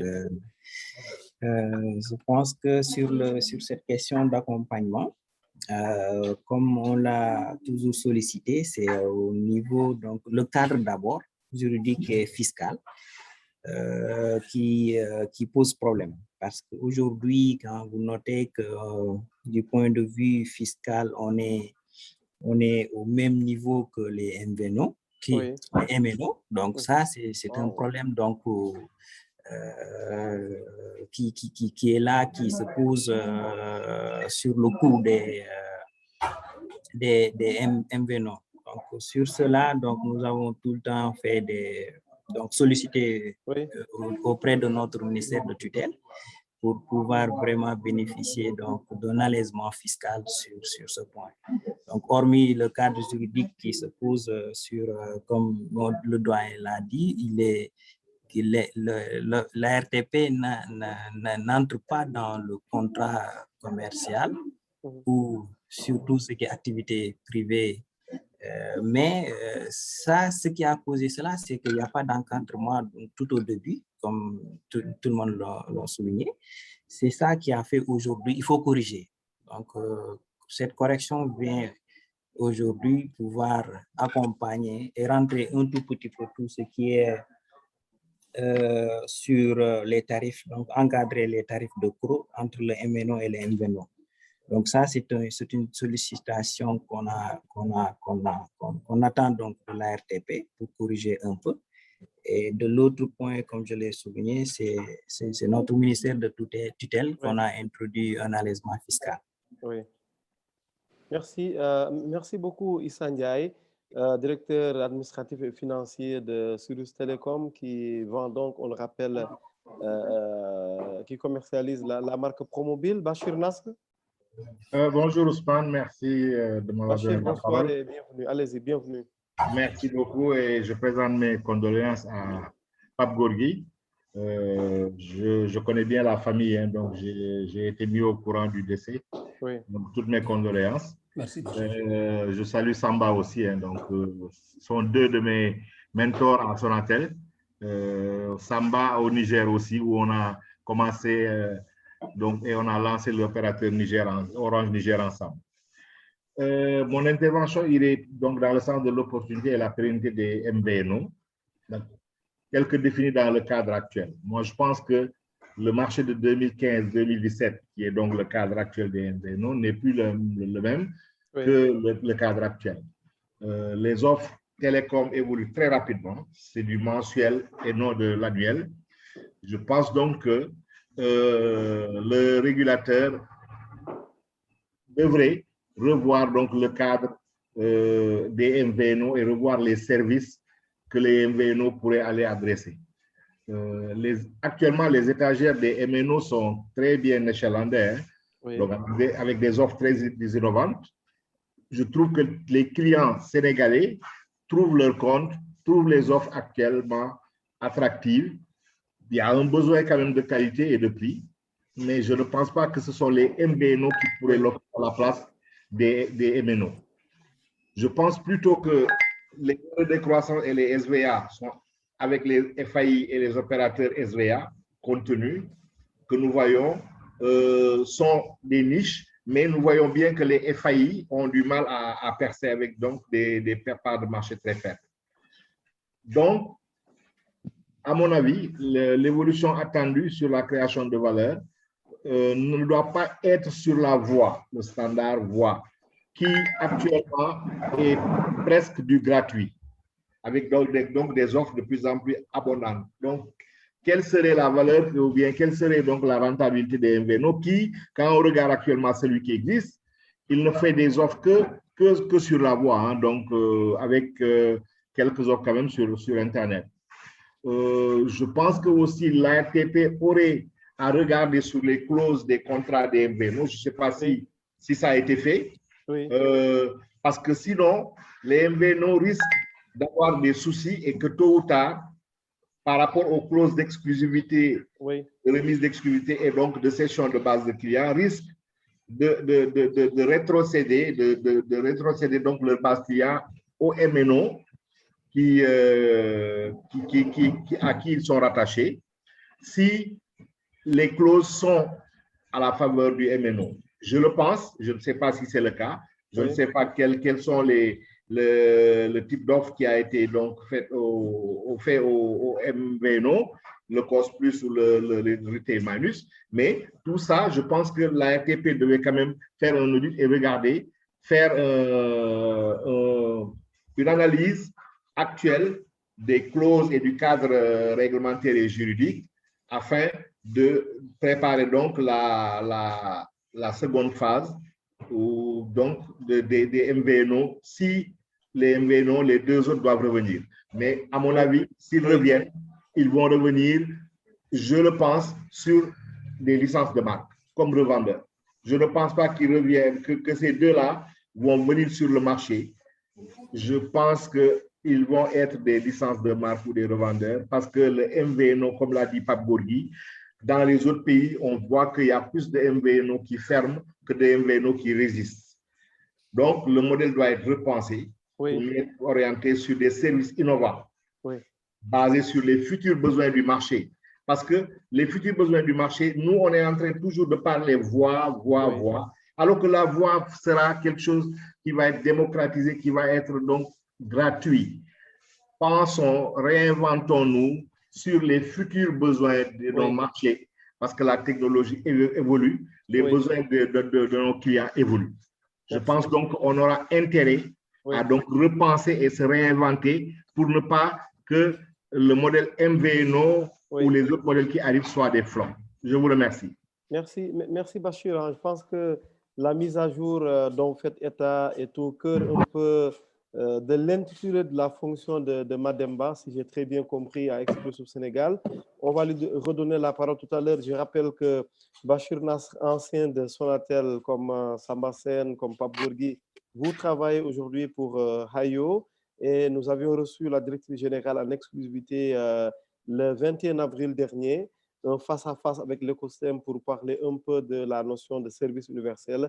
de ces choses dans lesquelles travaille Hayo, que certains d'ailleurs considèrent comme un VNO, parce que c'est un opérateur tout à fait à part, reclus là-bas au fin fond du nord du Sénégal. Mais bien entendu, c'est un panel disponible sur notre chaîne YouTube dont je ferai le partage du lien tout à l'heure.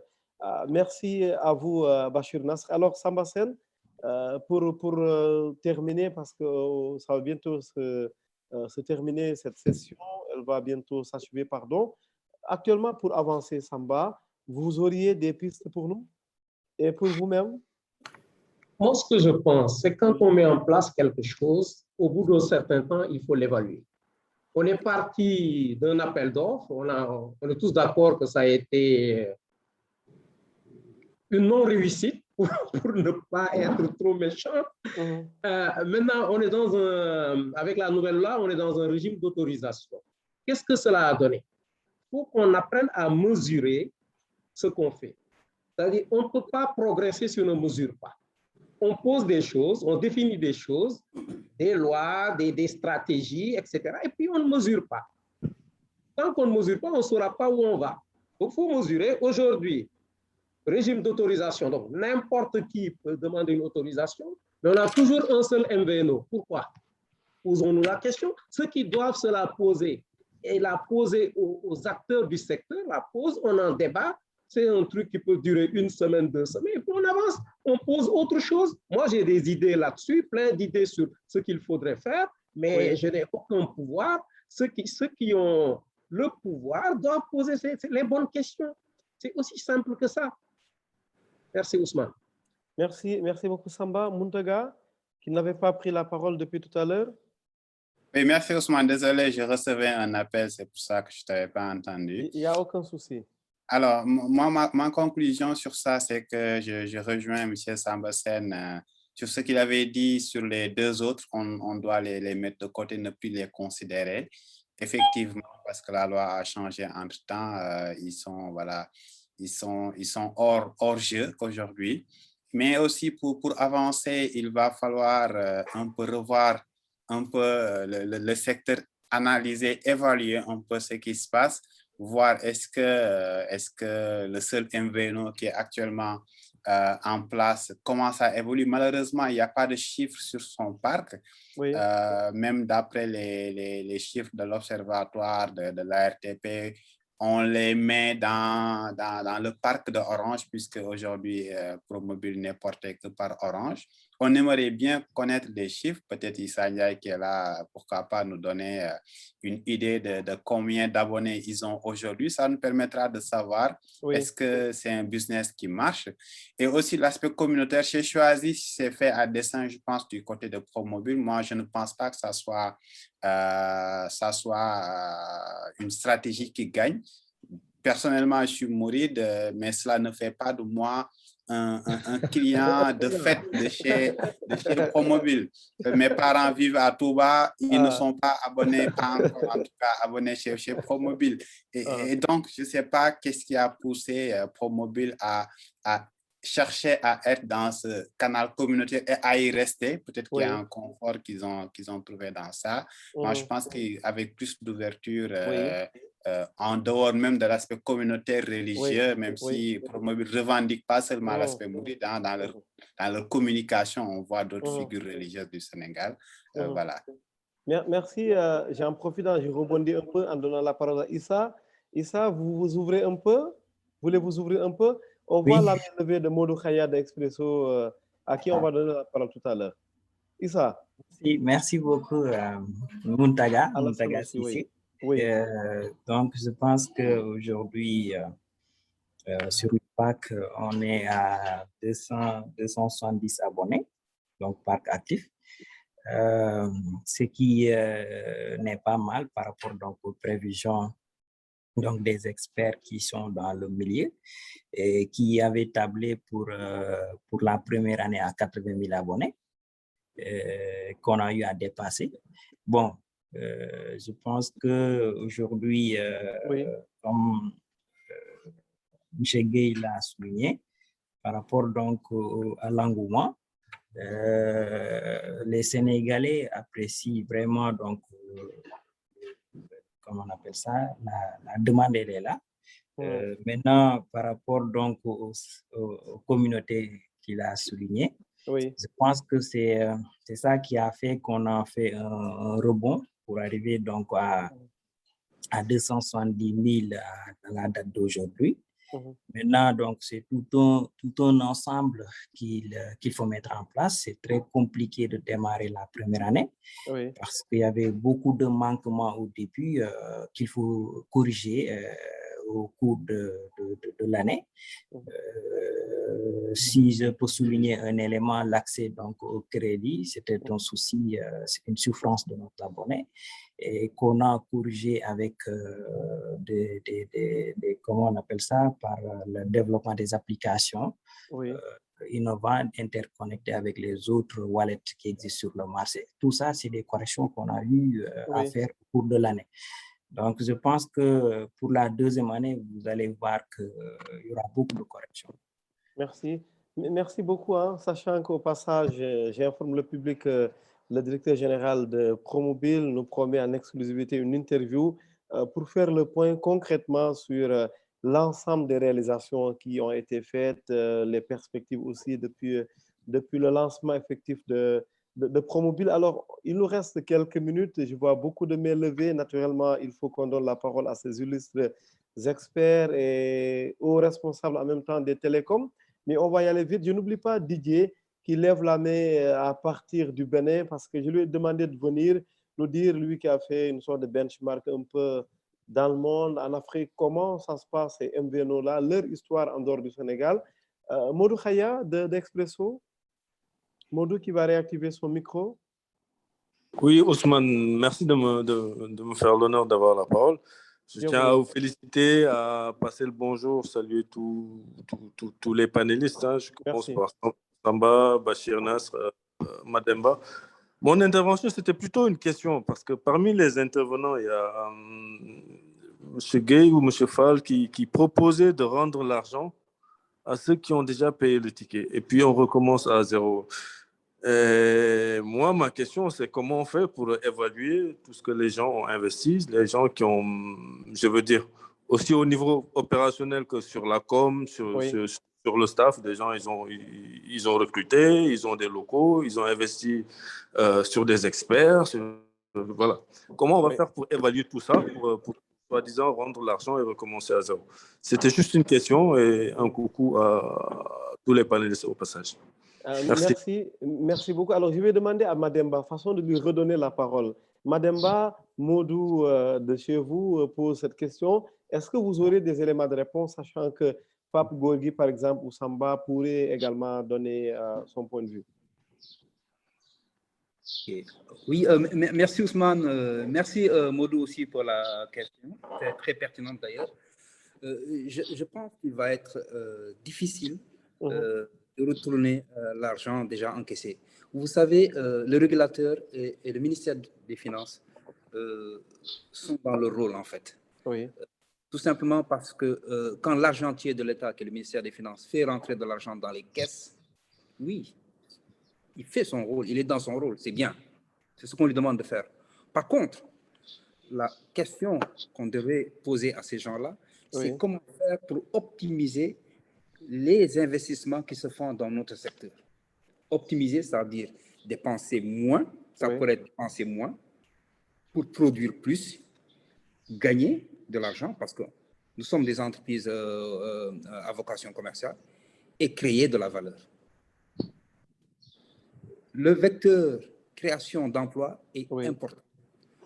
Je pense qu'un panéliste disait tout à l'heure dans le programme SN 2025 de Digital Sénégal, on parle beaucoup de création de valeur, on parle beaucoup de création d'emplois. Sénégal, vous voulez dire Sénégal numérique 2025 plutôt? Sénégal numérique de 2025.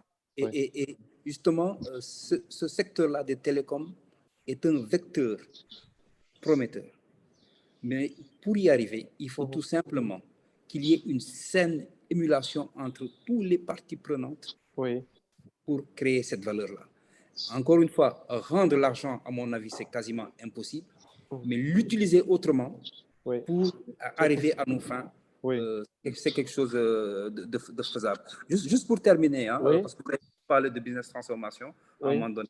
Vous savez, le secteur dans lequel nous sommes, je ne vous apprends rien, hein, vous êtes des spécialistes en la matière, a beaucoup bougé. Nous sommes obligés de réinventer notre business aujourd'hui, notre manière de faire, transformer les affaires en accompagnant notre organisation interne pour pouvoir produire des services qui vont à l'encontre, qui vont satisfaire les populations. Et c'est tout le challenge qu'on a aujourd'hui en tant que coopérateur. Vous savez, quand on veut faire des transferts d'argent, quand on veut de la vidéo, multimédia, quand on veut faire tout ce qu'on veut faire quasiment, on est obligé de passer par le médium de communication. Et le médium, c'est l'opérateur. Donc aujourd'hui, nous ne sommes plus vendeurs de voix, nous ne sommes plus vendeurs de data, nous sommes vendeurs de solutions. Et pour vendre des solutions et nous concentrer sur nos cœurs de métier, il va falloir qu'on soit plus orienté vers l'externalisation. Un opérateur ne peut pas se permettre de tout faire. Il va falloir externaliser certaines fonctions et de gros départements aussi pour pouvoir se concentrer sur son cœur de métier et promouvoir le MVNO, à mon avis. Merci beaucoup, Madame Ba. Même si on doit rappeler que l'externalisation avec l'actualité, avec une actualité mouvementée dernièrement, il y a quelques années, hein, si je ne me trompe, au Sénégal. Alors, je redonne la parole à Pape Gorgui Touré, après à Alassane et enfin à Didier. Pape Gorgui. Merci Ousmane. Je vais répondre parce que c'est moi qui avais parlé donc de rendre l'argent. Ah, très bien. Et question tout à fait opportune posée par Modou Khaya, je pense. Non, je pense que j'ai été un peu mal compris. Il ne s'agit pas donc de rendre l'argent et de supprimer le MVNO. Non, c'est que si on doit admettre d'autres MVNO, bah, il faut quand même qu'ils fonctionnent sur des bases financières comparables. Si aujourd'hui vous gardez Promobile et puis vous créez un autre MVNO qui lui, donc n'aura pas de licence à payer, donc on introduit un biais sur le plan financier pour ce qui concerne donc l'évolution de ces deux comparés. S'ils ont la même offre, ce qui est sûr, c'est que donc la deuxième sera probablement plus rentable, toute proportion gardée, toute chose égale par ailleurs, comme on dit en mathématiques. Et donc, c'est juste ça. Il ne s'agit pas de... Maintenant, bon, dire que quand même le ministère des Finances est dans son droit, il peut prendre de l'argent où il peut. Non, il faut que ce soit légal. On a dit que quand ils nous ont demandé ces licences-là, il n'y avait même pas de loi qui parlait des MVNO. Non, c'est qu'un État, c'est extrêmement important. C'est-à-dire, donc, si moi, je viens prendre dans la poche de quelqu'un, donc si on me prend, donc, bon, je rends compte. Mais les États rendent compte dans tous les pays démocratiques du monde. Je pense que le Sénégal est un pays démocratique. Enfin, j'espère. Et dans tous les pays, ben, quand l'État commet une faute, ben, l'État rectifie. Il n'y a pas de problème à cela. Donc, Mais moi, Ousmane, ce que je voulais ajouter simplement, c'est que, voyez, donc, même avec de l'innovation, parce que l'innovation peut venir, donc, on n'a pas parlé des MVNE de façon particulière, mais un MVNE peut innover sur le plan technique et avoir des équipements plus modernes que celui qui abrite une partie donc du réseau qui le supporte. Et du coup, donc, bon, avoir là-bas une opportunité. Mais quel que soit Alpha, si on s'adosse sur le réseau d'un opérateur, peu importe les enrichissements qu'on peut donner par ailleurs, la partie réseau, ce qu'on occupe, n'est jamais gratuite, que l'on m'excuse, même pour la voie, parce que donc, la voie génère du trafic et le trafic de la voie génère des besoins en ressources. Bon, ce n'est pas à Sambassène que je vais apprendre ça. Et ces besoins en ressources-là, bah, il faudra investir, voir etc. Donc, le problème que nous avons aujourd'hui au Sénégal, comme dans beaucoup d'autres pays, pas seulement des pays africains ou pauvres, c'est qu'on ne maîtrise pas justement ce parcours, cette modélisation dont on a parlé, cette orientation vers les coûts dont on a parlé, on ne le maîtrise pas. Et on ne régule pas sur des tarifs, on régule sur des coûts. Et quand on est capable donc, de savoir exactement ce que sont les coûts, de l'offre de services, on sera toujours donc, dans une situation extrêmement compliquée où qu'on soit. C'est le problème donc de la tarification du roaming qui se pose, c'est le problème de la détermination des taxes d'interconnexion asymétrique, c'est le problème de la détermination des taxes de répartition ou de règlement sur le trafic international entrant, c'est le problème du partage d'infrastructures des opérateurs dominants, détermination et répartition du déficit d'accès sur les obligations de CNI, etc., etc., etc. Le problème est toujours le même. C'est-à-dire qu'il y a un travail de fond qu'il faut faire, et tant qu'il n'est pas fait, donc on sera toujours dans les approximations telles qu'on les a connues là-bas à l'occasion de cette affaire, mais je peux vous garantir que le Sénégal n'est pas le seul pays à tâtonner. Et ça, c'est quand même un immense problème. Merci, Pape Gorgui. Avant de passer la parole à Alassane et Didier, il y a une question de notre ami Serigne Baké, parce qu'il se trouve dans un aéroport.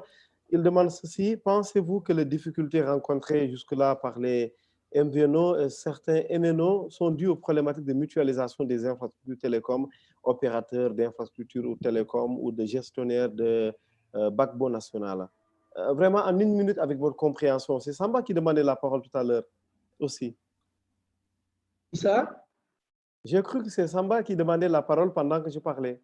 Non, c'est moi, c'est moi. En fait. Ah, c'est Muntega, d'accord. Donc, en fait, c'était juste... Bon, pour 2 secondes, par rapport au remboursement du coût de la licence, on peut évoquer une jurisprudence concernant les FAI, parce qu'avec la loi qui a changé en temps, les FAI avaient demandé qu'on leur rembourse leur argent. Je pense que Mohsen Cherara de Arc Telecom pourra te le confirmer. L'autorité avait accepté de rembourser effectivement le coût de la licence, ce qui n'est toujours pas le cas. Donc, on pourra un peu voir si c'est fait du côté des FAI, ça pourra être fait du côté des MVNO. Mais voilà, c'est ce qui se passe aujourd'hui, quoi. Les FAI n'ont pas vu le coût de leur licence remboursé alors que le régime a changé entre-temps. Voilà. Merci, merci. C'est un rappel digne d'un vrai journaliste, Muntega, un réflexe que vous nous volez. Aidez-nous un peu, Pape Gorgui, en une minute, en répondant, s'il vous plaît, à la question de Serigne Baké, qui se trouve dans un aéroport et que donc il ne peut pas prendre la parole oralement. Tout à fait. Serigne Baké a parfaitement raison. En réalité, donc tout ça, c'est toujours, c'est un peu très rapidement là. J'ai appelé donc le partage d'infrastructures des opérateurs, même les opérateurs non dominants. Donc, un MVNO n'est pas autre chose que quelqu'un qui a des consommateurs qui consomment tout ou partie sur le réseau d'un autre. Donc, il utilise ces infrastructures. Il partage l'infrastructure. Les coûts afférents sont en fait sur une base incrémentale. Donc, on peut distinguer exactement quelle est la partie de l'infrastructure d'un tel qui est conservée par un autre. Donc, aujourd'hui, il faut être en mesure sur l'ensemble des applications et sur l'ensemble de ces applications-là, il faut être en mesure de partager l'infrastructure. Parce que, donc, on parle de services universels, on aurait pu parler de beaucoup d'autres choses. Je pense que Samba Sen se souvient que j'ai offert une formation d'une journée donc, sur le thème, sur ce qu'il faut faire de façon détaillée pour exactement être en mesure de partager cette infrastructure, même si celui qui consomme à l'extrémité n'a pas le sentiment qu'il partage l'infrastructure d'un tiers, il le fait. Quand on fait du roaming, on partage l'infrastructure. Quand on fait de l'interconnexion, on partage l'infrastructure. Quand on fait donc disons du déficit d'accès, on partage l'infrastructure dans toutes ces conditions-là. C'est la clé. C'est la clé. Et malheureusement, aujourd'hui, bon, si on reste simplement donc sur le cas du Sénégal, l'autorité de régulation, et je dirais même que les opérateurs, les MNO, ne disposent pas forcément de tous les instruments nécessaires. Bon, je ne citerai pas de marque ni de quoi que ce soit, ne disposent pas des instruments nécessaires pour pouvoir faire le travail. Et si vous me permettez, Ousmane, juste dernier point, une dernière intervention là-dessus. Moi, donc, je compte prendre quelques responsabilités et offrir pendant 3 mois la possibilité, en les formant aux opérateurs, de pouvoir faire ces calculs-là gratuitement, sans rien demander à personne, pour qu'ils puissent le faire. à disposition les outils et la formation qu'il faut pour qu'ils puissent le faire. Parce que tant qu'ils ne pourront pas le faire, eux, l'autorité de régulation ne pourra pas le faire. Et tant qu'il en sera ainsi, donc les problèmes que nous sommes en train de débattre continueront à perdurer. Merci encore une fois, hein, Pape Gorgui Touré, pour la générosité dans le partage. Hein. On vient d'en avoir une énième preuve. J'espère que Modou Khaya, nos amis de Sonatel, Free, évidemment Expresso à travers Mademba ont pris bonne note de cette gratuité, hein, en perspective. Hein. Sûrement, tout le monde va sauter là-dessus. Alassane, alors quelques minutes ou secondes. Après, on termine par Didier en ligne du Bénin, de Cotonou. Alassane, merci Ousmane. Ouais, je n'ai pas abusé du temps. Je vais c'est juste pour moi vraiment préciser ta question, à savoir qu'est-ce qu'il faut faire aujourd'hui avec tout le constat qu'on vient de faire au bout de 2 heures de temps. Je pense quand même que Pape Gorgui a raison. Même les États doivent rendre compte. D'accord? On a quand même suffisamment mis le doigt en disant qu'ils ont pris une initiative de régulateur à conduire ça, évidemment, certainement avec des autorisations. Ça, je n'en doute pas. Mener ça. Mais entre-temps, ils n'ignoraient pas qu'il y avait effectivement la réforme en cours. Mais je vous dis, dans la nouvelle loi, et ça c'est surtout pour Sambastien, il faut comprendre une chose, c'est que quand on met un article dans une loi, elle s'applique à tout le monde. Si vous regardez bien l'article 57 du Code actuellement, qui parle effectivement des activités soumises au régime d'autorisation, vous verrez qu'il y a des activités qui sont soumises à l'ARTP. Mais le MVNO, l'activité des MVNO, c'est une autorisation que l'autorité gouvernementale, et l'autorité gouvernementale, c'est le ministre de l'économie numérique et des télécommunications, qui est effectivement fort, en fait, qui est l'autorité qui donne cette autorisation. Si vous allez dans l'article 58, les délais de réponse à une demande d'autorisation sont bel et bien encadrés et ça ne dépasse pas plus de 2 mois. Mais à ce moment-là, on attend quoi? Si le secteur privé, on ne peut pas vouloir une chose et son contraire. Si le secteur privé fait des demandes d'autorisation, il y a une loi qui a été votée au Sénégal, mais ayez le courage de porter effectivement dans les juridictions. Mais vous ne pouvez pas avoir le beurre, l'argent du beurre, la fermière et tout ça, sans avoir le courage de lire les textes et de leur imposer, quitte à faire du bruit. Mais il n'y a rien à refaire ici. Comme en jeu, les jeux sont clairs, les règles du jeu sont claires, les acteurs n'ont qu'à être professionnels, effectivement, autour de ces cas-là. C'est la remarque que moi, je voulais faire à ce niveau. Oui, merci. Alors, j'allais donner la parole à Didier, mais comme c'est la seule grande dame qui lève la main, on ne peut pas le lui refuser. Madigen?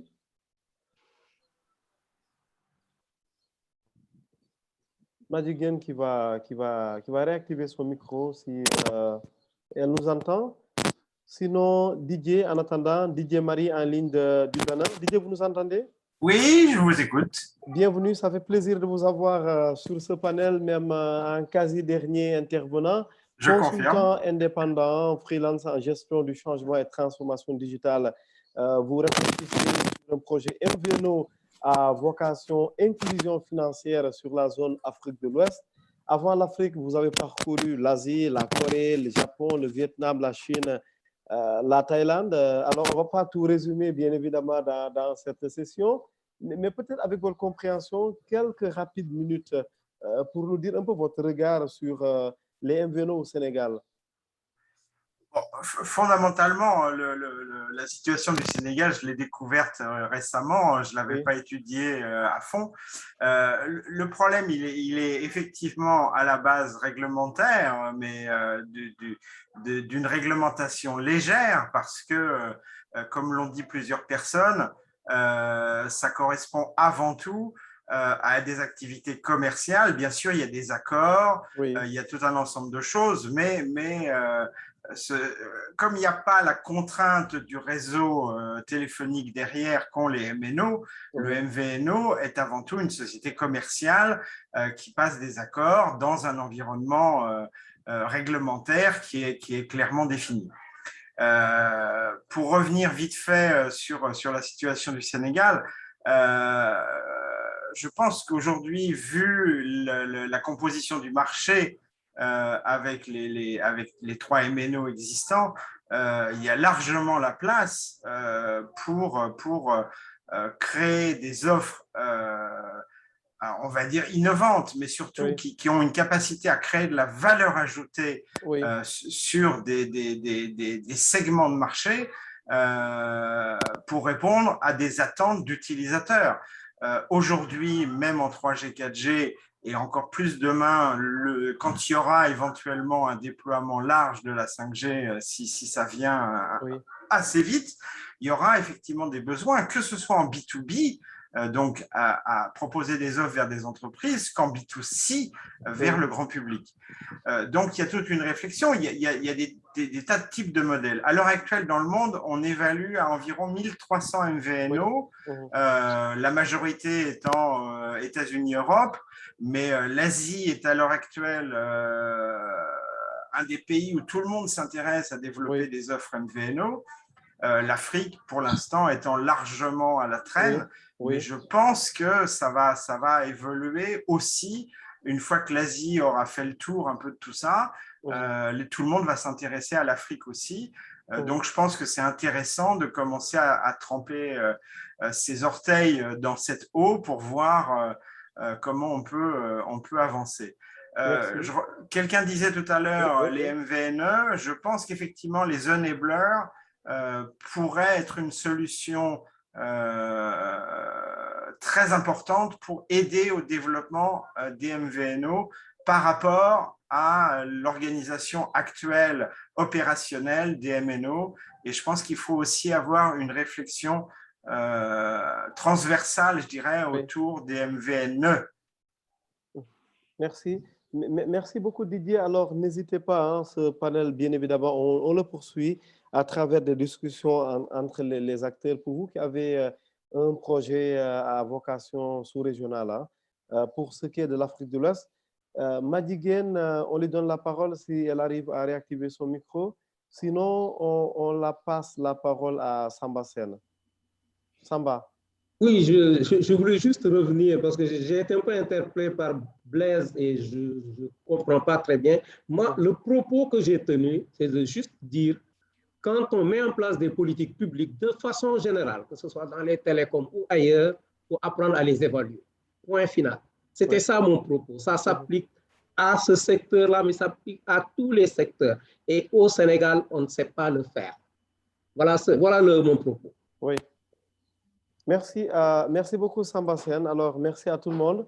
On avait dit 1h30. On a fait presque 2 heures de temps de panel, mais je pense que ça ne nous surprend pas.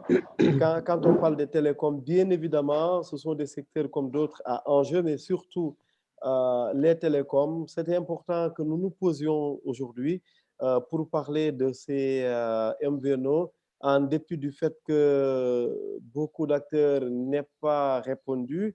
L'ARTP, le ministère des Finances, nous avons sollicité à plusieurs reprises, mais il nous appartenait, même en l'absence de ces acteurs-là, que nous avancions quand même parce que c'est des problématiques nationales qui intéressent tout le monde et c'était important que nous avancions. Merci principalement, je pèse bien mes mots, principalement à Promobile parce que ce n'était pas très évident de venir peut-être dévoiler une stratégie qui est en cours, mais j'ai pu m'entendre avec la direction pour avoir un représentant de ce MVNO, Monsieur Issa Ndiaye, le DAF, que je remercie. Je remercie bien entendu tout le monde, Samba Sen, en plus de Issa Ndiaye, Mademba Diouf de Expresso, Mamadou Dian, Pape Gorgui Touré, bien entendu, Mountaga Sissé. Je remercie également l'ensemble des discutants, Alassane Blaise Diagne, Didier Marie en ligne du Bénin, Dabomé Kalavi, comme on dit. Merci également à tout le monde, même si je peux être amené à oublier certains, comme on le dit en Wolof. Ce panel fera l'objet d'un replay dans la soirée sur l'ensemble de nos plateformes en ligne, Inch'Allah. Nous vous donnons rendez-vous le mercredi 8 septembre 2021. Nous recevons d'autres acteurs pour, encore une fois, mettre l'accent sur le numérique parce que nous sommes convaincus, effectivement, comme l'ont fait remarquer beaucoup de gens, que c'est important qu'on ait des sessions comme ça où les acteurs se retrouvent pour avancer. Il arrive que des concurrents me disent, mais on ne peut pas se retrouver sur le même plateau. Je dis que si j'échoue à le faire, c'est que j'aurais échoué simplement dans mon métier parce que le journaliste doit être au-dessus de la mêlée en convainquant tout le monde de pouvoir se retrouver. Si je n'arrive pas à le faire, c'est que franchement, je n'ai pas ma place dans la profession. Merci infiniment à tout le monde. Désolé si aux uns, j'ai oublié de donner suffisamment la parole. Notre seule philosophie, encore une fois, comme je le rappelle tout le temps, c'est de réunir les acteurs dans une perspective très positivante pour poser les vrais enjeux sans langue de bois, mais avec le maximum de respect et de considération. J'espère que tout le monde l'a compris comme ça. Merci encore une fois. Je vous donne rendez-vous donc la semaine prochaine pour une autre session. À bientôt. Merci. Merci. Au revoir. Merci à tous. Merci Ousmane. Merci à tout le monde.